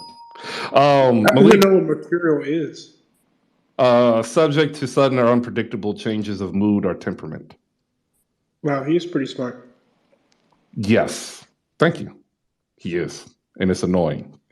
Malika, 30 seconds. Let me get hoop narratives in after you. Hey guys, I linked a poll up top. I want to do a rewind show on New York City point guards. I'm curious if there's an interest in covering New York City point guards before I invest time in trying to plan this particular space. So if you can vote in the poll that's linked above, that'd be great. Just press yes or no, and I will plan accordingly. And I'm going to be looking for folks that want to talk about it with me, not me just recapping it. So if you could inbox me, they're open. Thanks. Oh, you just go. You know what? When the Nets are good, she's in a better frame of mind. What do you mean? What do you mean a better frame of mind? Well, you're not as normally contentious. Like you're going after 30 pretty hard. Like he apologized. I believe. No, I'm not going after 30. I want to see if I for New York City point guards, I want to cover it. I'm just trying to see if there's an interest. 30 and 30 is good. We're going to do Catch 98, right? 30. So I'm just talking about this particular. All right. This particular doc. I don't understand. You want New York City point guard, Showtime. Like, it was dope. I want to cover it, but I want to know if there's an interest. That's all. You want to know another bad basketball movie? So you didn't like New York City point guards? Is that it? Well, no, I'm saying, do you want another bad basketball movie? Because the one I gave before was a bad one, not because of what you said. Sure. Give me one. Heaven is a Playground. Bo Kimball's in that. It is horrible. Okay, I will watch it. But I am going to watch He Got Game. I think in Coach Carter, there are a few. There needs to be a list on. I hope somebody puts a list in the chat below, and I'll check out the list. There you go. We should get somebody. Maine, what's up? How everybody doing? Shout out to Chris. Thanks for getting me up here, bro. You are on the road, and it is apparent. Yeah, I just wanted, as far as the movies and stuff, I never really thought about top 5 favorite basketball movies. I love them all though. Above the Rim, Space Jam, everything. I even I ain't gonna lie, like Mike was my movie growing up as a kid though. But as far, I just want to touch on like the KD and the whole net situation. It's crazy. I was on the Spaces maybe 2 nights ago. It had to be 4 in the morning. I was talking. I forgot exactly who it was, but nevertheless, somebody in the Spaces recently, it was a female. They mentioned basically, they felt like it's heartbreaking, and I agree with that. It's just I never really seen KD run. That's my thing, and this time it really looks like he's running. He didn't run from Oklahoma. He was with the team that he played for 9 years, and he left. This time is different. He's running, and he ain't even give it a full chance. You don't even know how it looked yet with Ben Simmons.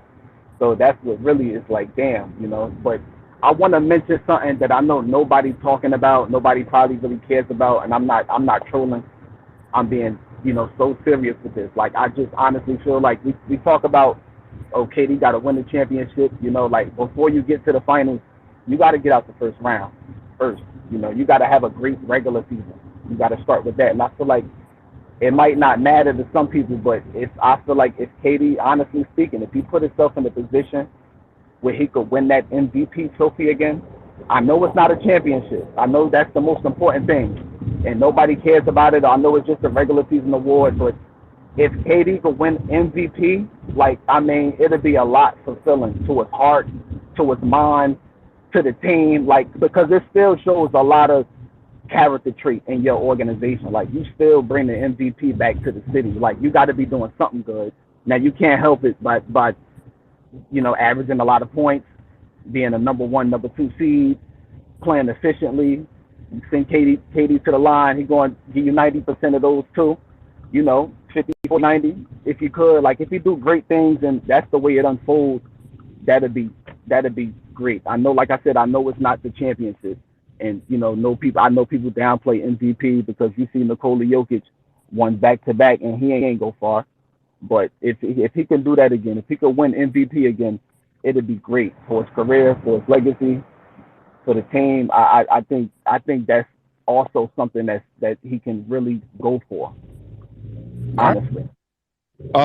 He had a MVP caliber season last year. It's just he had a couple others ahead of him. So yeah, I think he has the ability to do it. The big question is, does he want to do it in Brooklyn? And I think the answer is no. Do you think that it would hurt his chances even if he played great if he left? No. No. You got to understand, man. The media loves stories, and if he goes to whatever team and then puts up 35, 8, and 4, he's gonna have a story. It'll be the Kevin Durant redemption tour, revenge tour, whatever tour. You'll have Skip Bayless calling him out every game, so he'll always be in the media and in social media. And at some point, you get to a moment where either there's going to be oversaturation or you're going to have a coalesce of people accepting and backing the narrative. That tends to be how these things work in most major sports, right? It's not just an NBA thing. It's also an NFL thing, which is quarterbacks tend to get it. In the NBA, guards tend to get it, are dominant big men. Forwards tend to not get it. Defensive stalwarts who if they average 5 more points per game, a la Jimmy Butler, who would always be in it, are never in it because instead of averaging 25, they average 20. So, yeah, if he were to go, it wouldn't hurt him. If Kyrie were to go and put up a 30-10 and 8 season, I doubt. Go ahead, finish up so I can get hoop narrative in. Go ahead, man. What else you got? I know nobody speaking on it, but that's good. All right. Another movie that I would think everybody should watch at least once. It's only 1 hour and 20 minutes long, and it's titled The Harlem Globetrotters. It's made in 1951. It's in black and white. Check it out. You can literally find it free almost anywhere. It's about the story of Billy Brown, phenomenal high school basketball player. The owner of the Globetrotters wanted him to go to college to get his degree. He quits, gets hurt, and a whole bunch of other stuff. So it's a real good story. It's a time period piece. It's in the 50s. So you do have to understand some of the language and other stuff. You can't judge it by today's time. Just throwing that out there. All right, up next, the Hoop Narrative podcast. It's on OT Talks Hoop, and I'm sorry, it's by OT Talks Hoop, and I am Fredro. They are based out of Seattle. They are Lakers and Suns fans, which is absolutely hilarious that they're combining to do it because, Suns fans don't really get along with a whole bunch of people. We met on Clubhouse 2 seasons ago. We talked about Twitter and Twitter Spaces at that time when we were getting ready to move, and he is here. If you like Pacific Northwest sports specifically, if you like the Lakers and the Suns, shoot them a follow and check them out over on YouTube. What's up, Hoop Narrative? How you doing? It's been a minute. Chris, man, it's been a minute, man. I just want to congratulate you, man. You're doing great. I seen that Jamal Crawford interview too, man. So I just wanted to congratulate you on that. Yeah, I know you said you guys was talking about the Paulo and the baby boy. I was at that game. They're both like little brothers to me. I just want to let you guys know it's not as serious, obviously, as they're making it. Paulo's not that. He's not that type of kid. He's not a yelling or cussing at, type of person or disrespectful because he's the number one pick. That was just kind of some two guys, both of their teams kind of got into it and it got heated. It's not, they're making it way more than what it is, Chris. Way more than what it is. I try to tell people that it was more local than it was national. And it stems back from 2019 from the high school championship and recruiting, right? Yeah. And I try to explain, like, it is a personal recruiting thing that started this. And the game is what kind of ignited it. And it's very much the older cousin or brother trying to tell the younger brother, like, you are in a different spot right now and you need to act differently. Yeah, Chris, you're definitely tapped in because that's really what it came down to. Paulo's team wanted a kid off Baby Boy's team, and there was a war, and it got ugly, and the game pretty much showed that. Yeah, and I will say this though, Paulo's got to be careful. No, he's definitely got to be careful, Chris. He's definitely got to be careful. I mean, not saying too much, but Baby Boy really does come from that. You know what I mean? Paulo, he's a humble kid. Grew up a whole different. So I definitely wouldn't. I talked to Paulo and I told him just it's no need for you to get into that type of stuff. Even if your friends are trying to get into that with Baby Boy, that's not you. Yeah, that's the thing, because now we're in that weird space where the two people who actually did it aren't doing anything any longer, and it's the people whom they were grew up with. Yeah, degrees of separation, and just know, like I say this all the time, you never know what the other person's life is like, right? Yeah. And I'll tell everybody, DJ is from there. Like, yeah, he's definitely from that, and people that have been asking me, I've been telling them, like, trust me, Paulo's not going to go there with DeJounte Murray, aka Baby Boy. He's not going to go there. But it definitely just got blown out of proportion. But any Orlando Magic fans, you got a great player. There you go. Hey, what do you got coming up for the season? What you mean, Chris?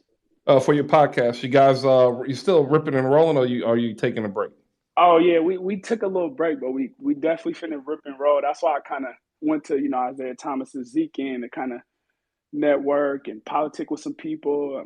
I'm supposed to be getting IT on probably in the next 2-3 months.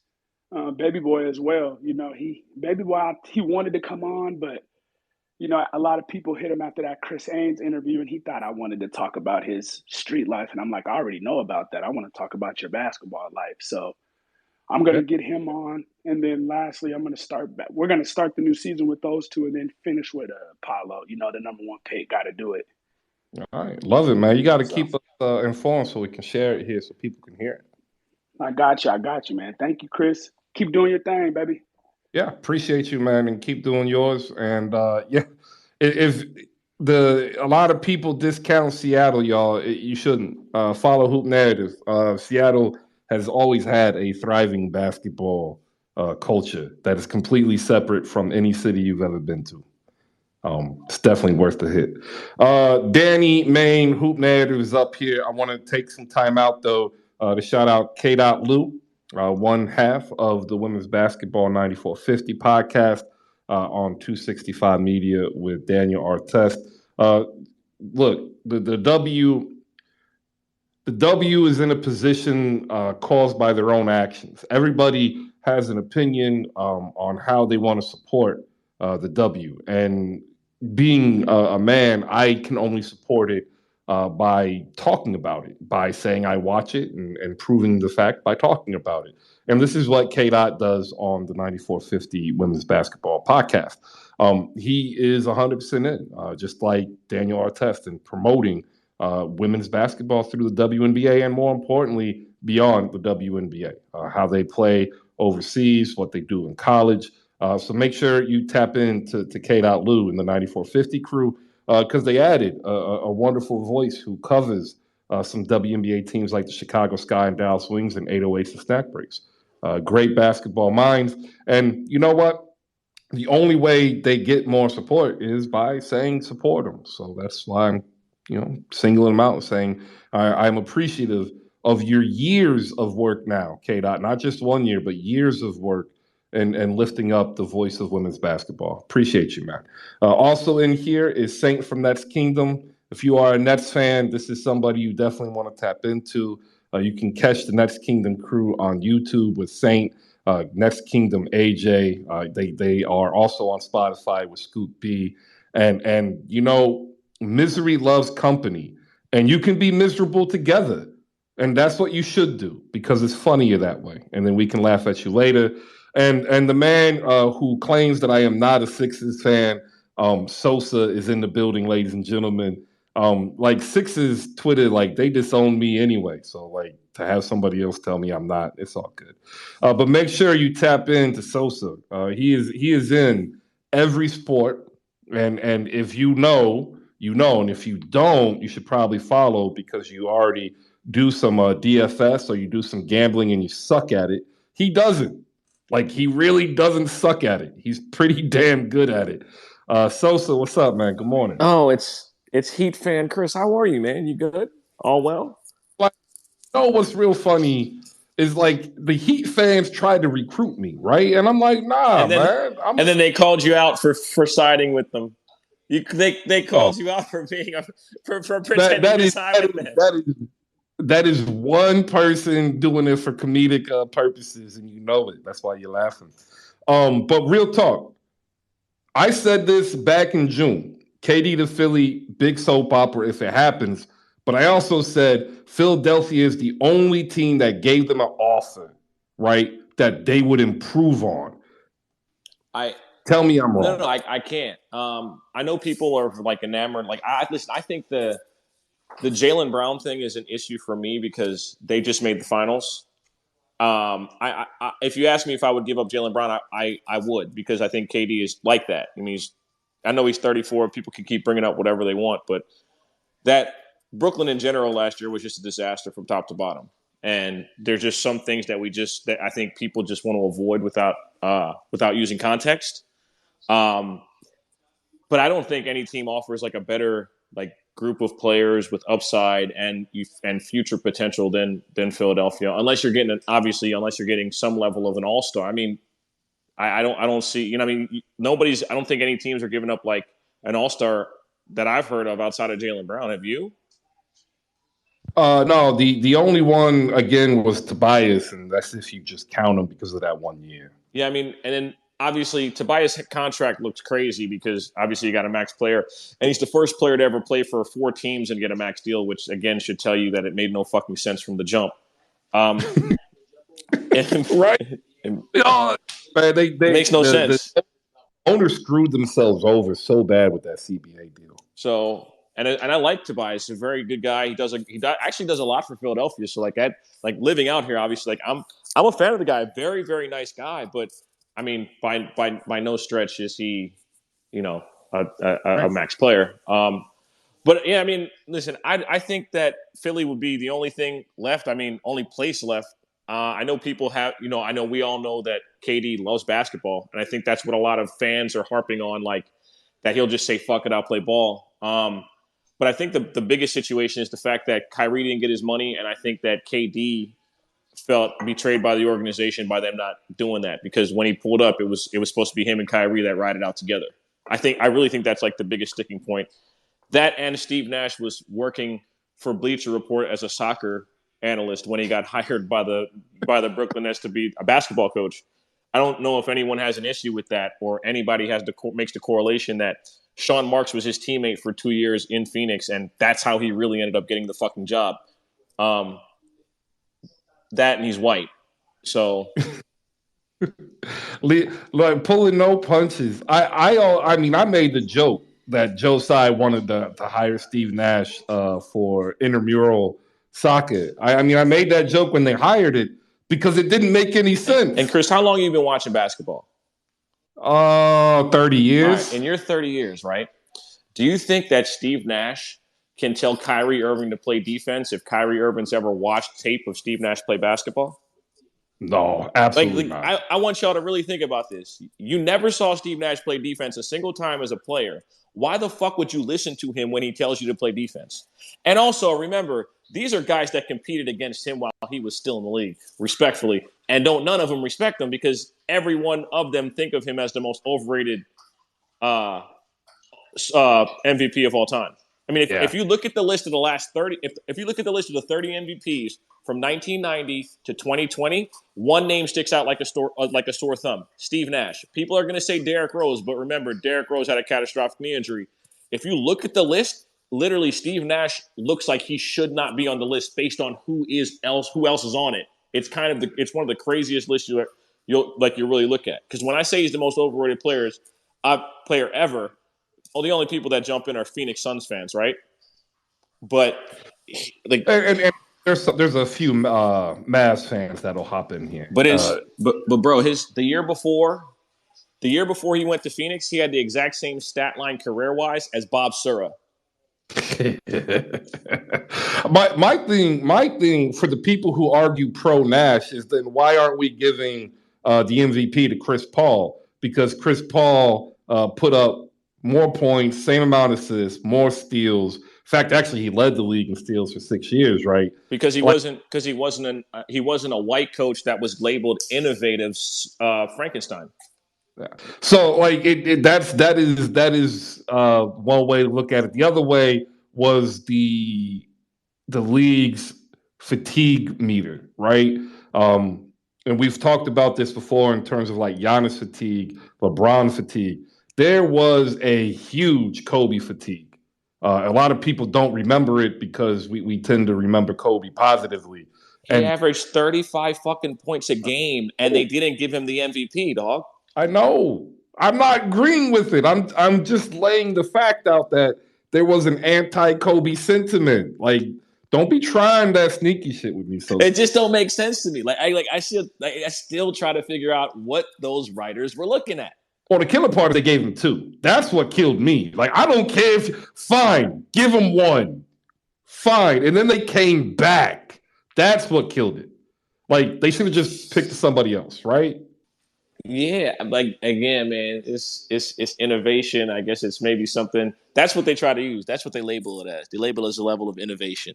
All right? So as a betting man, what are you doing with Brooklyn? If Kyrie and KD are on the roster, they're a good bet to still. I mean, talent wins championships in the NBA. I mean, you can have a really good team, but if you have Kyrie and KD and Ben Simmons is Ben Simmons, I mean, you have a decent core. They addressed Royce. I like Royce O'Neal. I don't know how effective Royce O'Neal has been over the last year and a half. As far as a 3-and-D guy, I mean, he's more of like a sometimes 3 and sometimes D guy. So like you don't like he can get scorched. And I mean TJ Warren is obviously a complete flyer because he hasn't been healthy the last 2 seasons, and the last time we saw him effective was at the LA Fitness. I can't really I'm not necessarily like saying that the moves are bad, because obviously when you have certain guys paid so much, you can only have so much allotted to the roster. Like you can't. It's not like you can go out and spend a shit ton of money. To take a ticket on TJ Warren and not get another big is kind of questionable to me, because I think that you're more in need of a big than you are of a guy who might not even fucking play. So if people are wondering, Royce O'Neal, they picked him up in the trade and they actually sent a first round pick over there for him. Currently, as standing, they are looking to start Kyrie Irving, Joe Harris, or Seth Curry, whomever is healthy, Kevin Durant, Ben Simmons, Nicholas Claxton. That leaves Patty Mills, the loser out of Curry and Harris, Royce O'Neal, and Day'Ron Sharpe, and T.J. Warren, and Cam Thomas as your bench. That is, you don't see it. That's scary. You don't see a glaring issue with the bigs. I get it. TJ Warren's a good, cool flyer, but why would you not address the center position? I mean, I get it.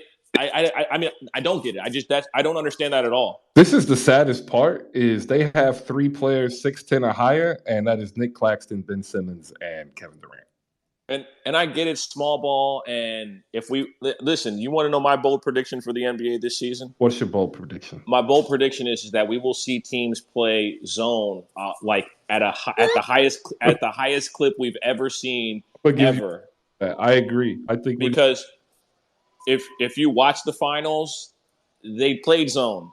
If you watch the playoffs, the teams that won played zone, and they said, fuck the analytics. Well, they basically said, we're rolling with the analytics, and we're going to just let you shoot open threes. Like, that's what we're about to see in basketball. You think Minnesota went and got Rudy Gobert to play man-to-man defense? They're going to fucking play zone. That's what they're going to do. It's like they take a 2-3 and do a similar matchup zone. Exactly. Or you can call it sagging. You can call it whatever you want. At the end of the day, it ain't guys closing out hard at the three-point line. I don't think that's going to be taught like that. You feel what I'm saying? They would much rather you shoot the 3, even though the threes and the layups are the 2 most efficient, but they're not going to, they don't want you to get to the rim, and they don't want to be giving out fouls. Yeah, I can see Minnesota running a 2-1-2 matchup too, with Gobert in the middle, and all he's doing is they got the kid McDaniels too. McDaniels, another long, rangy defender. Ant Edwards is a willing defender. And that makes Cat, like you just tell Cat, all you need to do is keep this corner and charge that on the 3. Right, and send your guy straight to Gobert. Like if you do get beat, just force him to the tree in the middle of the floor. That's it. Minnesota's gonna look scary. People sleep. I want to point out too that for anybody that's not familiar with Minnesota, the same guy running the show is the same guy responsible for drafting Jokic. Under Jokic and Murray and all the talent that they accrued, he drafted every single one of them. So from a roster construction standpoint, I think you got to give that guy the benefit of the doubt of knowing how to put a roster together. That's just me. Real quick, Baltimore zone, Tim Connolly. That's right. The GM for the T-Wolves is from B-More. Y'all ain't know. Represent DMV. That's what I'm talking about. He is that guy. I cannot, if you just look at the guys, he remember Schlenk? Yep. He is who everyone thinks Schlenk is. Yes, I'll give you that. Everybody thinks that what he's done in Atlanta is good. It hasn't been. He took chances on players that did not pan out, and he has no idea how to assemble trade packages or how to actually use your assets or even how to build their value. I'm very disappointed in what he's done in Atlanta. Yeah, I'm not wowed. The move to get DeJounte Murray was good, but his issue is he created a team with too many redundant parts. He didn't take advantage of it when he could have traded for a piece to help them last year in the offseason. Maybe that was, serendipitous so they could get DeJounte and maybe they actually do something. But quietly, Denver is pumping out front office stars. Like everybody hired away from Denver has done good or great. And I don't see Tim Connolly not doing good or great. So, maybe somebody you might want to put on your DFS list. They haven't been missing in the draft.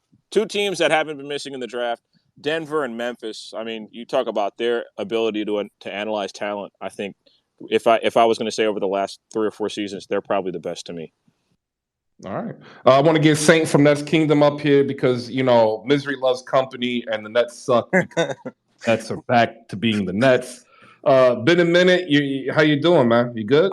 I'm good, man. Yeah, it's good to talk to you. I'm glad I was expecting when I was off work to see your, and maybe I missed it, but you've been off a little bit too, correct? Well, yeah, I last week a lot of people think it was a vacation. It really wasn't. My stepfather had bladder cancer. I'm sorry, bro. He had it removed, and then he had some bad blood tests, so he had to go through some treatment. So I went down there to help, take him to and for, and like real talk. If you have an older family member who's alone, right, check up on him. All right, like it doesn't take very long to fall into depression. Like I spent literally 4 out of my 5 days cleaning his house. Like it was bad. So yeah, that's why I was gone. And then this week, bro, yeah, I'll talk to you offline about that. It was crazy. No, I hear you, man, because I've had some of that family issue type stuff going on, and you're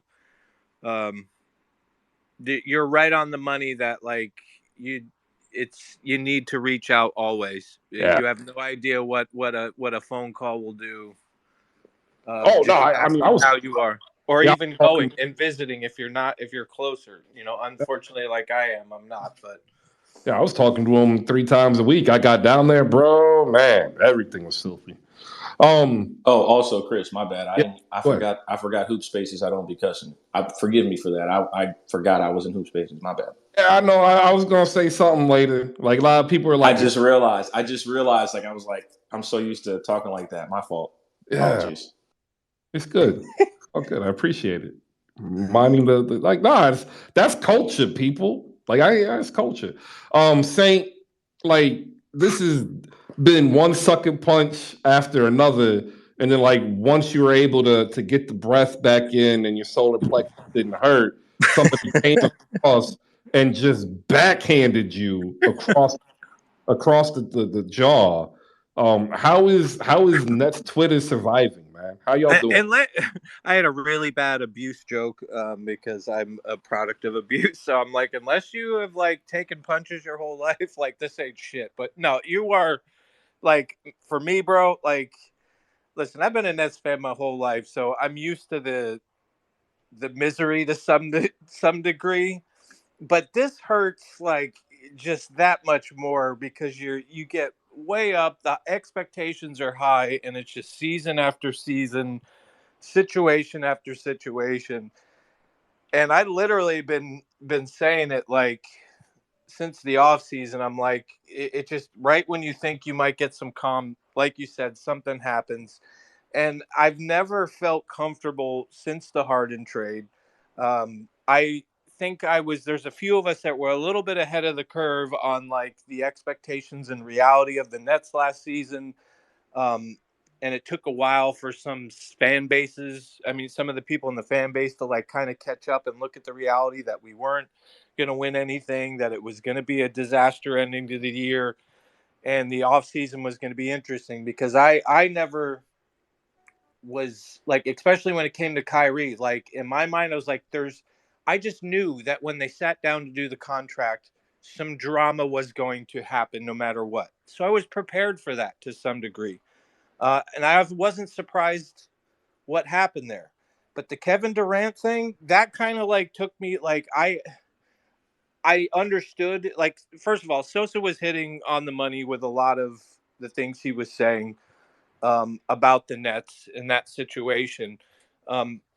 When Kevin Durant requested a trade, I wasn't fully in dire mode. I was like, okay, he's probably just doing this. This may spook him a little bit. Maybe they'll figure something out. And then with just the silence and the understanding of watching how the front office and the ownership has operated with these guys. Like, I'm like, yeah, no, this is not good. And the more continued silence you got, the more concerned I got. I mean, I literally held a spaces about maybe a few days, a week before Kevin Durant's latest announcement. And part of it was like, yo, is the vibe kind of changing a little bit in Brooklyn? You notice that like the guys are getting like all going around as a team. Looks like the Nets are kind of like finally promoting Kyrie again. Like you're seeing some languages coming out that they're in a good place. Like you're seeing some other positivity. And I said, but if I'm honest, guys, the only thing we still haven't heard from KD. We still don't know what KD wants. Nobody's talking. I'm like, this is all fine and dandy and it looks good, but we need to hear from Kevin Durant. And then obviously we all know what is said. So I wanna hop in here, right? Go ahead. In June, right? I told you something specific, right? You're gonna have to remind me. I told you that Joe Tsai felt betrayed and that Kevin Durant really did kind of blame Kyrie. That Kevin Durant, okay, see, I don't know. I agree with the Joe, obviously Joe Tsai. I agree with that. I don't know. I don't know. I need more because I've kind of reached out some people that I know are a little closer to the Nets than I am, and I've been really digging at that because there's a lot of reports about, not a lot, but people have always tried to make that push about Kevin Durant being unhappy with Kyrie Irving. Is that where you're going? I mean, because I'm not seeing it that way. I mean, it's like if you're asking for a push of a removal of a coach and a GM, like, and you were frustrated with Kyrie and you're Kevin Durant, like, I think this looks completely different. See, I look at it as that it's a compartmentalization thing. Like they're still friends, but you can still be upset and kind of blame your friend, but you can still be upset and want to blame them, but want to also secure that bag, right? And like a lot of people tend to think more simplistically in terms of relationships. I think they're solid. They're always going to be friends, but true friendship is the ability to tell the other person in all earnest that, hey, you effed up. Yeah, no, I agree. But wouldn't you also say that, like, they were kind of irritated because when Harden left, right? It looked pretty to me that KD was upset with Harden, and it really wasn't about Kyrie. It was more about like the coaching and situation as well. Like that's the vibe I'm getting, and it's like if we're to believe reports, now KD wants to go play with Harden. Like I'm just not like. I guess the way I'm looking at it, bro, is I think there's. What I personally think it is, I don't think it has anything to do with Kyrie. Don't think it has anything to do with James Harden. I think you had two superstars come to a team that became very attractive. Sean Marks and them did help make the place look attractive once again. I think the players chose to come there, and I think there was a complete failure of ownership and front office with the players, and they didn't set the standard from the beginning. They gave them what they wanted. Things didn't work out. They're trying to push back, kind of take this power. They like even the front office and the ownership, like, bro, like if Steve Nash is still your coach, there's some level of like that, like I feel like the Nets are kind of doing the same thing they might be blaming the players as. It's like you're telling me, oh, well, we gave you all this and we let it do it your way. It's like you're doing that for people in your own organization. So I feel like it's like a combination of both, where it's like both parties have really tried to get their way and it hasn't worked out. And the one thing that they've failed to do is sit down and talk like real people instead of playing games through the reporters and this report. You know what I'm saying? Like overall, I'm not it's a one person, one thing failure. To me, it's across the board. No, I can see that. To me, it reminds me of the basketball movie My Giant, written and directed by Billy Crystal. Wow, I haven't heard that movie name in a long time. If anybody doesn't know, an agitated agent, Billy Crystal, lost in the forest of the modern world, happens to stumble upon a gentle giant named Max, played by George Mearshon. Rest in peace, George. And yeah, it's supposed to be something that's funny. It ends up being like a train wreck. Kind of like you asked what movie we were watching. I said, you are watching it right now. It's live. It's actually it's a reality show movie. No, it is. And I don't even and I'm still listening to some Nets fans that think there's a way back from this. Oh, well, I'm like, hey, I don't go. Yeah, go for it. There absolutely is a way back from this. With the way Kevin back, Durant and Kyrie both staying. Absolutely. Try to convince me, because I just don't see it. Oh, it's real simple, right? Joe Tsai travels to Barclays. He walks into the locker room and he says, "You can either sit out or you can play." And he turns around and walks out. No, but I'm talking more from them actually staying, not just for a period of a couple moments and then he eventually gets traded. I'm saying so he does that, and then they stay play because they don't want to sit out, because if they sit out, they get the non-paid treatment. And Brooklyn goes on to have a 50-55 win season and goes to the finals. I don't think they leave Brooklyn. Yeah, but that's a whole lot of. You just said give me an argument. I just gave you did. I'm not saying that. I'm just I guess that's what I've been trying. That's what people have been presenting. What's that? I just want to know, is it is it worse on KD career, being that you got way further in life with Westbrook than you did with Kyrie? How do that, is that, because I look at that you gotta don't look at it look at it season by season, man. There's 30 teams. There's only one winner. If you compare what this year was to a year that's 8 years ago, I mean, you can, but that doesn't really do anything for the players. The players, they look at each year as that year, and they don't really get to that, well, let's look back in the past, until they're right around when they're leaving. And sometimes not even until after they left, because it is really about winning that year. Okay, that makes sense. Saint, hop in here so you can go ahead and give your final thoughts. I want to give a couple more shout outs, but then we're going to get ready to get going. I mean, listen, man, I'm not even concerned about the because when I came in and I heard Sosa talking, you guys were right on. I think we were on the way. We have 2 roster spots left. They still got to address that, but once the I think we were on our way to actually making a better bench and a better setup than previous seasons, in my opinion. But once the drama started with the no contract and the KD thing, everything's up in the air, because any time from now into the season, we could have a completely different roster. What worries me, I guess my final thought is that even if you lose KD and you lose Kyrie, you've still got Steve Nash.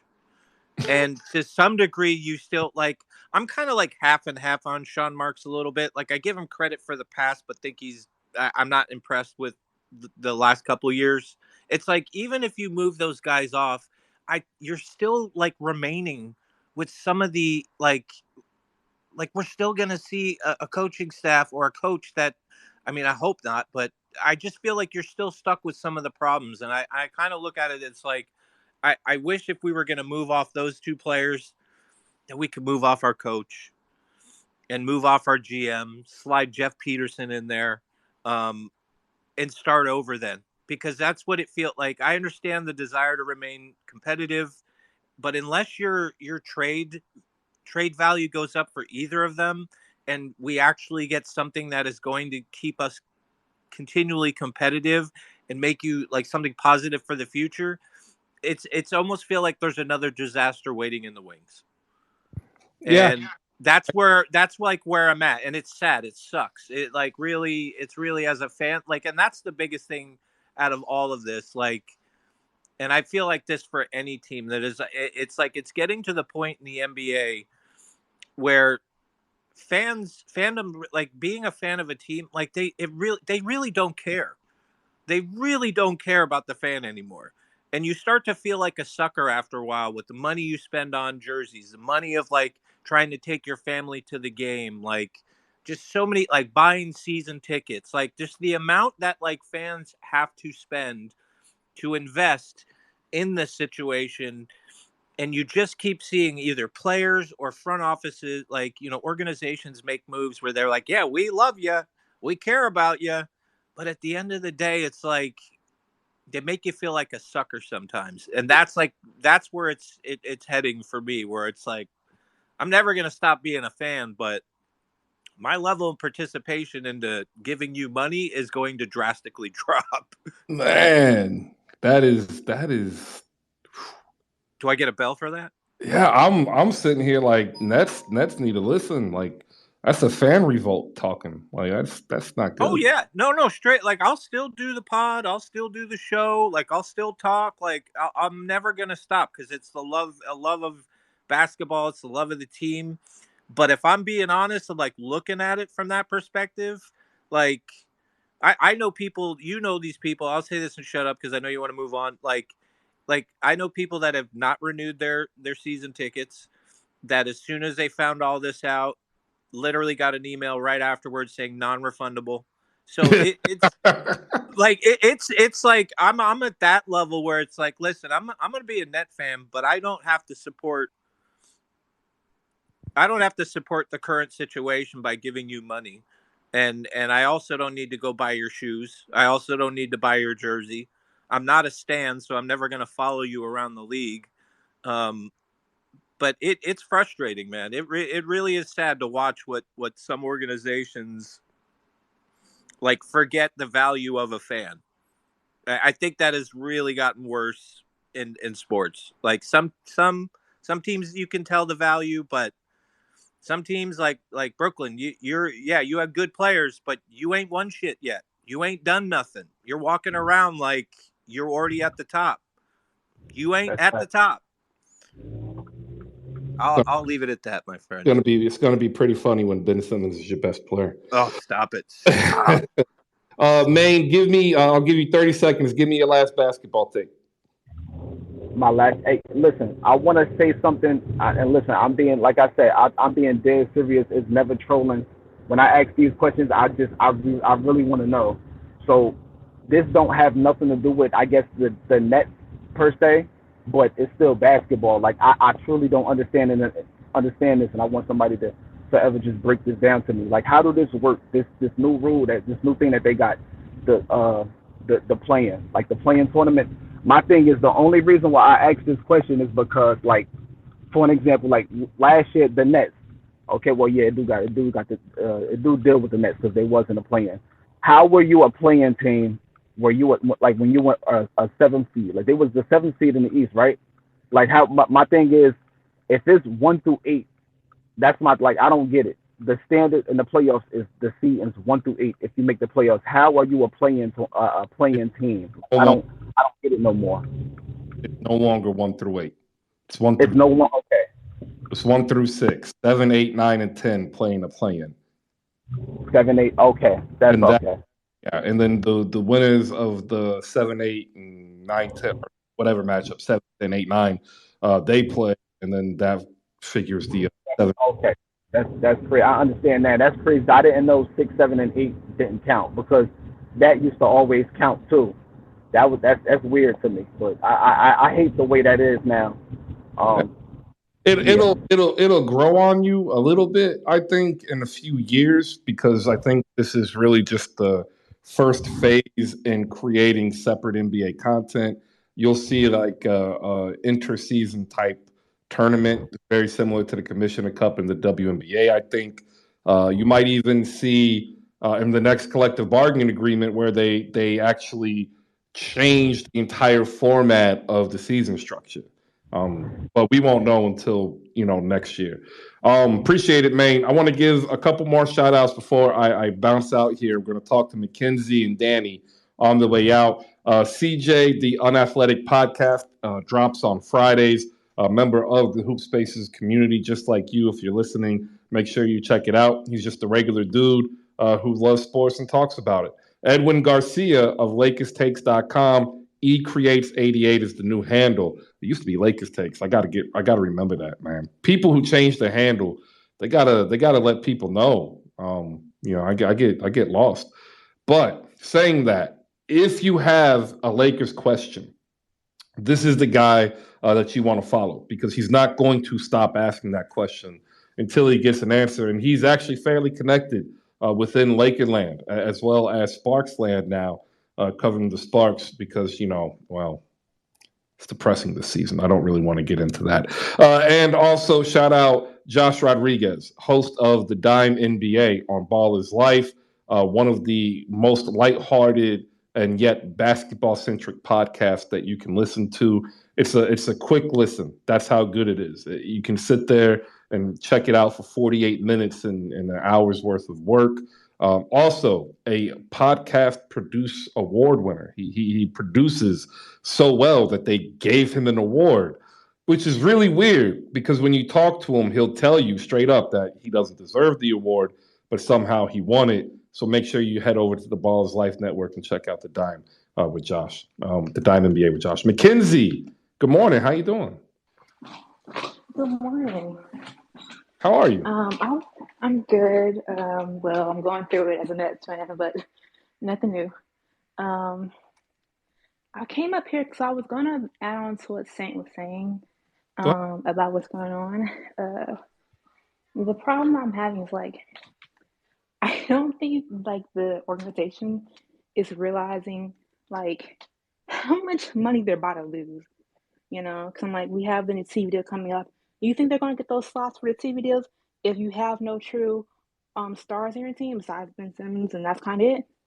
You're not. You're going to get Magic level number of TV games. And I'm kind of it hurts my heart as a Nets fan that's not from the city of New York, because it takes more for us that are outsiders to go to the games. I have to pour more money and energy and time to get up there.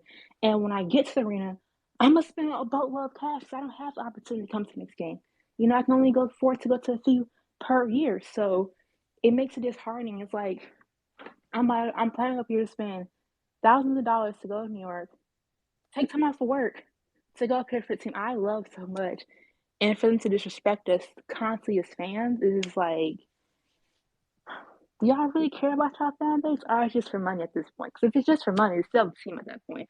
And personally, I've kind of gotten to the point, if Joe Tsai chooses Sean Marks over Kevin Durant, because I truly believe this is a multi-level failure. This is not just the players' fault for how they perform, but it's a lack of coaching, lack of adjustments. Sean Marks, his inability to make a competent team surrounding Kevin Durant, and then the owner's actions. If all of those remain the same, it's just y'all don't deserve my money. Now, this is not something just for me or Saint, but this is something I'm seeing start grow from many Net fans, where it's we'll support, we'll watch on League Pass, but don't think we're gonna be there giving you the money. Yeah, no, I just put a tweet out there. I feel for you. I remember what it was. I remember the process. I remember exactly how it went down. I remember looking at my TV and I remember be you guys are seriously gonna do this? And they did. And it was like literally waking up every day to another sucker punch. And I feel for you, Mackenzie. If you had one thing to say, right, to Joe Tsai, because let's be honest, Kevin Durant and Kyrie Irving, they are business people in this equation here. Joe Tsai is a business person, but he's an owner. He's really the only person who can make de facto change. What is the one thing you would tell him that, as a fan, please do this? Choose business over friends. I like that. Saint, what do you think?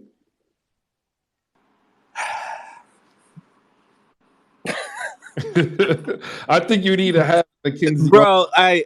Your next Nets Kingdom show. I would honestly say that I would look at him and I would just be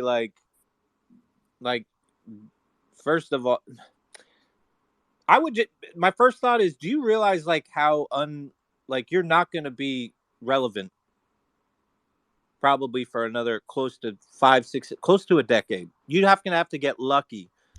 Say what you want about individuals, Kyrie, whatever, but it doesn't come along very often where you get a type of a player like Kevin Durant and Kyrie Irving at the same time wanting to play in your city. Yes, you can draft, get lucky, but that's lucky. You can maybe sign one guy here, but it doesn't happen all the time. It's very rare that two guys right off the bat say, I want to play in Brooklyn. And if you're okay with mid for the next decade, go do your thing. If you're not, you better sit down and actually try to figure something out. Because it's about to go back to Midland. That's what I would say to him. I'm available. Y'all I think I don't know. I think I would probably do a better job with the press for sure. I'd Oh, love hell yeah. Exactly. Yeah. No. Yeah. Yeah. The lack of communication. That's the other thing I would tell him. Bro, you're supposed to be this billionaire. Your religion. I think Jay said this. Oh God, I don't want to butcher it, but it had to do you're out there saying winning is your religion. It don't look like that. Winning does not look like your religion with what you're about to do and who you are. Right off the bat, if you are you as a billionaire and you got to where you're at, and just because you're cozy and friendly with Steve Nash and business deals, if you can't see that shouldn't be your floor general trying to work with these guys, getting them to buy into a system, then I don't even know what to tell you. All right. That's like having a up-to-date Mercedes and then getting a Toyota 1999 navigation system and putting it in that beautiful Mercedes. It just makes zero sense to me. All right. Mackenzie, check out Nets Kingdom over on YouTube. I'm sure. Oh no, Mackenzie. Yeah. We talk about Mackenzie is a regular. I'm We do always spaces. there. Yeah. Good, because I loved what you said. She's smart. Thought that was dope. Danny D, your final thoughts for today? Well, I just wanted to say I'm listening to the Nets fans. I'm not a Nets fan, I'm not a Nets fan at all. I appreciate fandom and everybody fighting for their team, but Josiah has to take a stand. These owners are not going to put up with mess. We got an upcoming CBA. I get Steve Nash is not the coach that y'all want, but at the end of the day, you don't think these owners talk? They're not going to continue to take this mess from the players. And I'm all for player movement. I'm all for 50-50 player empowerment, working together. But it's only so much an owner can take. And also, as an owner, you want to also attract coaches and attract good coaches. If the coach don't feel like you're going to be supported by the organization, then they're not going to come to your team. That's why when you look at Miami, Spoelstra is still there because he has support not only from Pat Riley, but from ownership.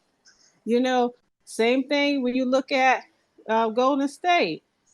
Kerr knows he has support of ownership because of his coaching ability. If nobody feels like they have that type of ownership, I'm all for I know for fans, you want to win, you want to do this, but two things, they about to come ahead when this next CBA come up. And it's either the owners against players, and some players having these tantrums. I'll be real. KD can't go nowhere, nor can Kyrie. It's all a pony show. Them two still gonna be there, y'all. He ain't going nowhere. He not gonna sit out a year either because he loves to hoop, as he loves to say. He'll be there next year begrudgingly, but they gonna still all be there at the beginning of the season. All right. Bankai's joined us. He gets 60 seconds for a singular take because we're getting ready to head out. Bankai, what's up, man? Hey, what's up? How are you, Chris? Good. How are you? I'm just happy. I'm happy to see the Nets' demise. I mean, this is very, very good. I hope it keeps going. Seconds on the Nets' demise is what you're telling us. Yeah, I hope it keeps going. This is dirty, Bankai. This is pure entertainment. Pure entertainment. After all the crap we had to hear, The Knicks are not cool. It's not your city anymore. We Or have they still aren't good. culture. We're gonna imagine not winning a championship with a big three, then a big two, then it's gonna be a big one, and then pretty soon it's gonna be none. Imagine not delivering a single championship. Well, it has to be one of. It's gonna end up being one of the greatest failures in sports history, to be honest, when it's all said and done. You are absolutely living too much in the moment here. Then Oh, I'm wouldn't just. we, hey Chris, wouldn't we be more like the Knicks then?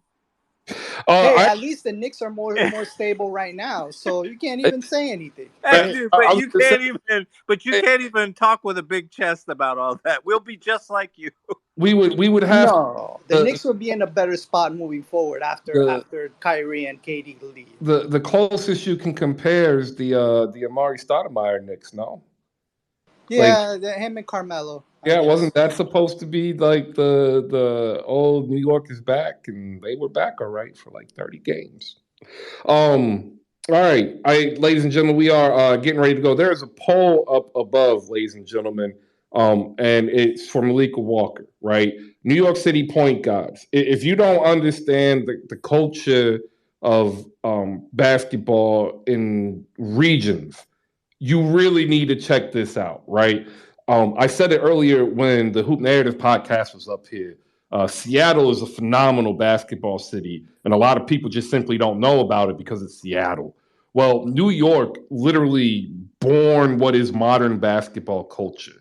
And you can argue LA, you can argue Miami, all of these places are great, but they didn't have what New York had. And what New York had was what became the soul of basketball. All of this flavor of hip hop wasn't West Coast hip hop, it wasn't Southern hip hop, it wasn't Midwest. It was New York East Coast hip hop that became the defining narrative language of basketball for roughly 2 decades. And the most important 2 decades at that. The explosion of media and multimedia from the late 80s all the way up until the early 2000s. So when we have these polls, like what we're trying to do is spread our love and knowledge of what we have.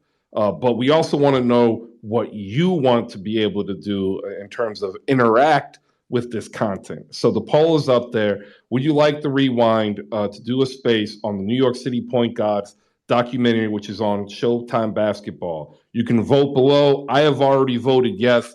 There are 18 votes in here, 12 for yes, 6 for no. So make sure you make a vote and go ahead and retweet it. Saint's already on board. He's watching it today. I appreciate the support, Saint.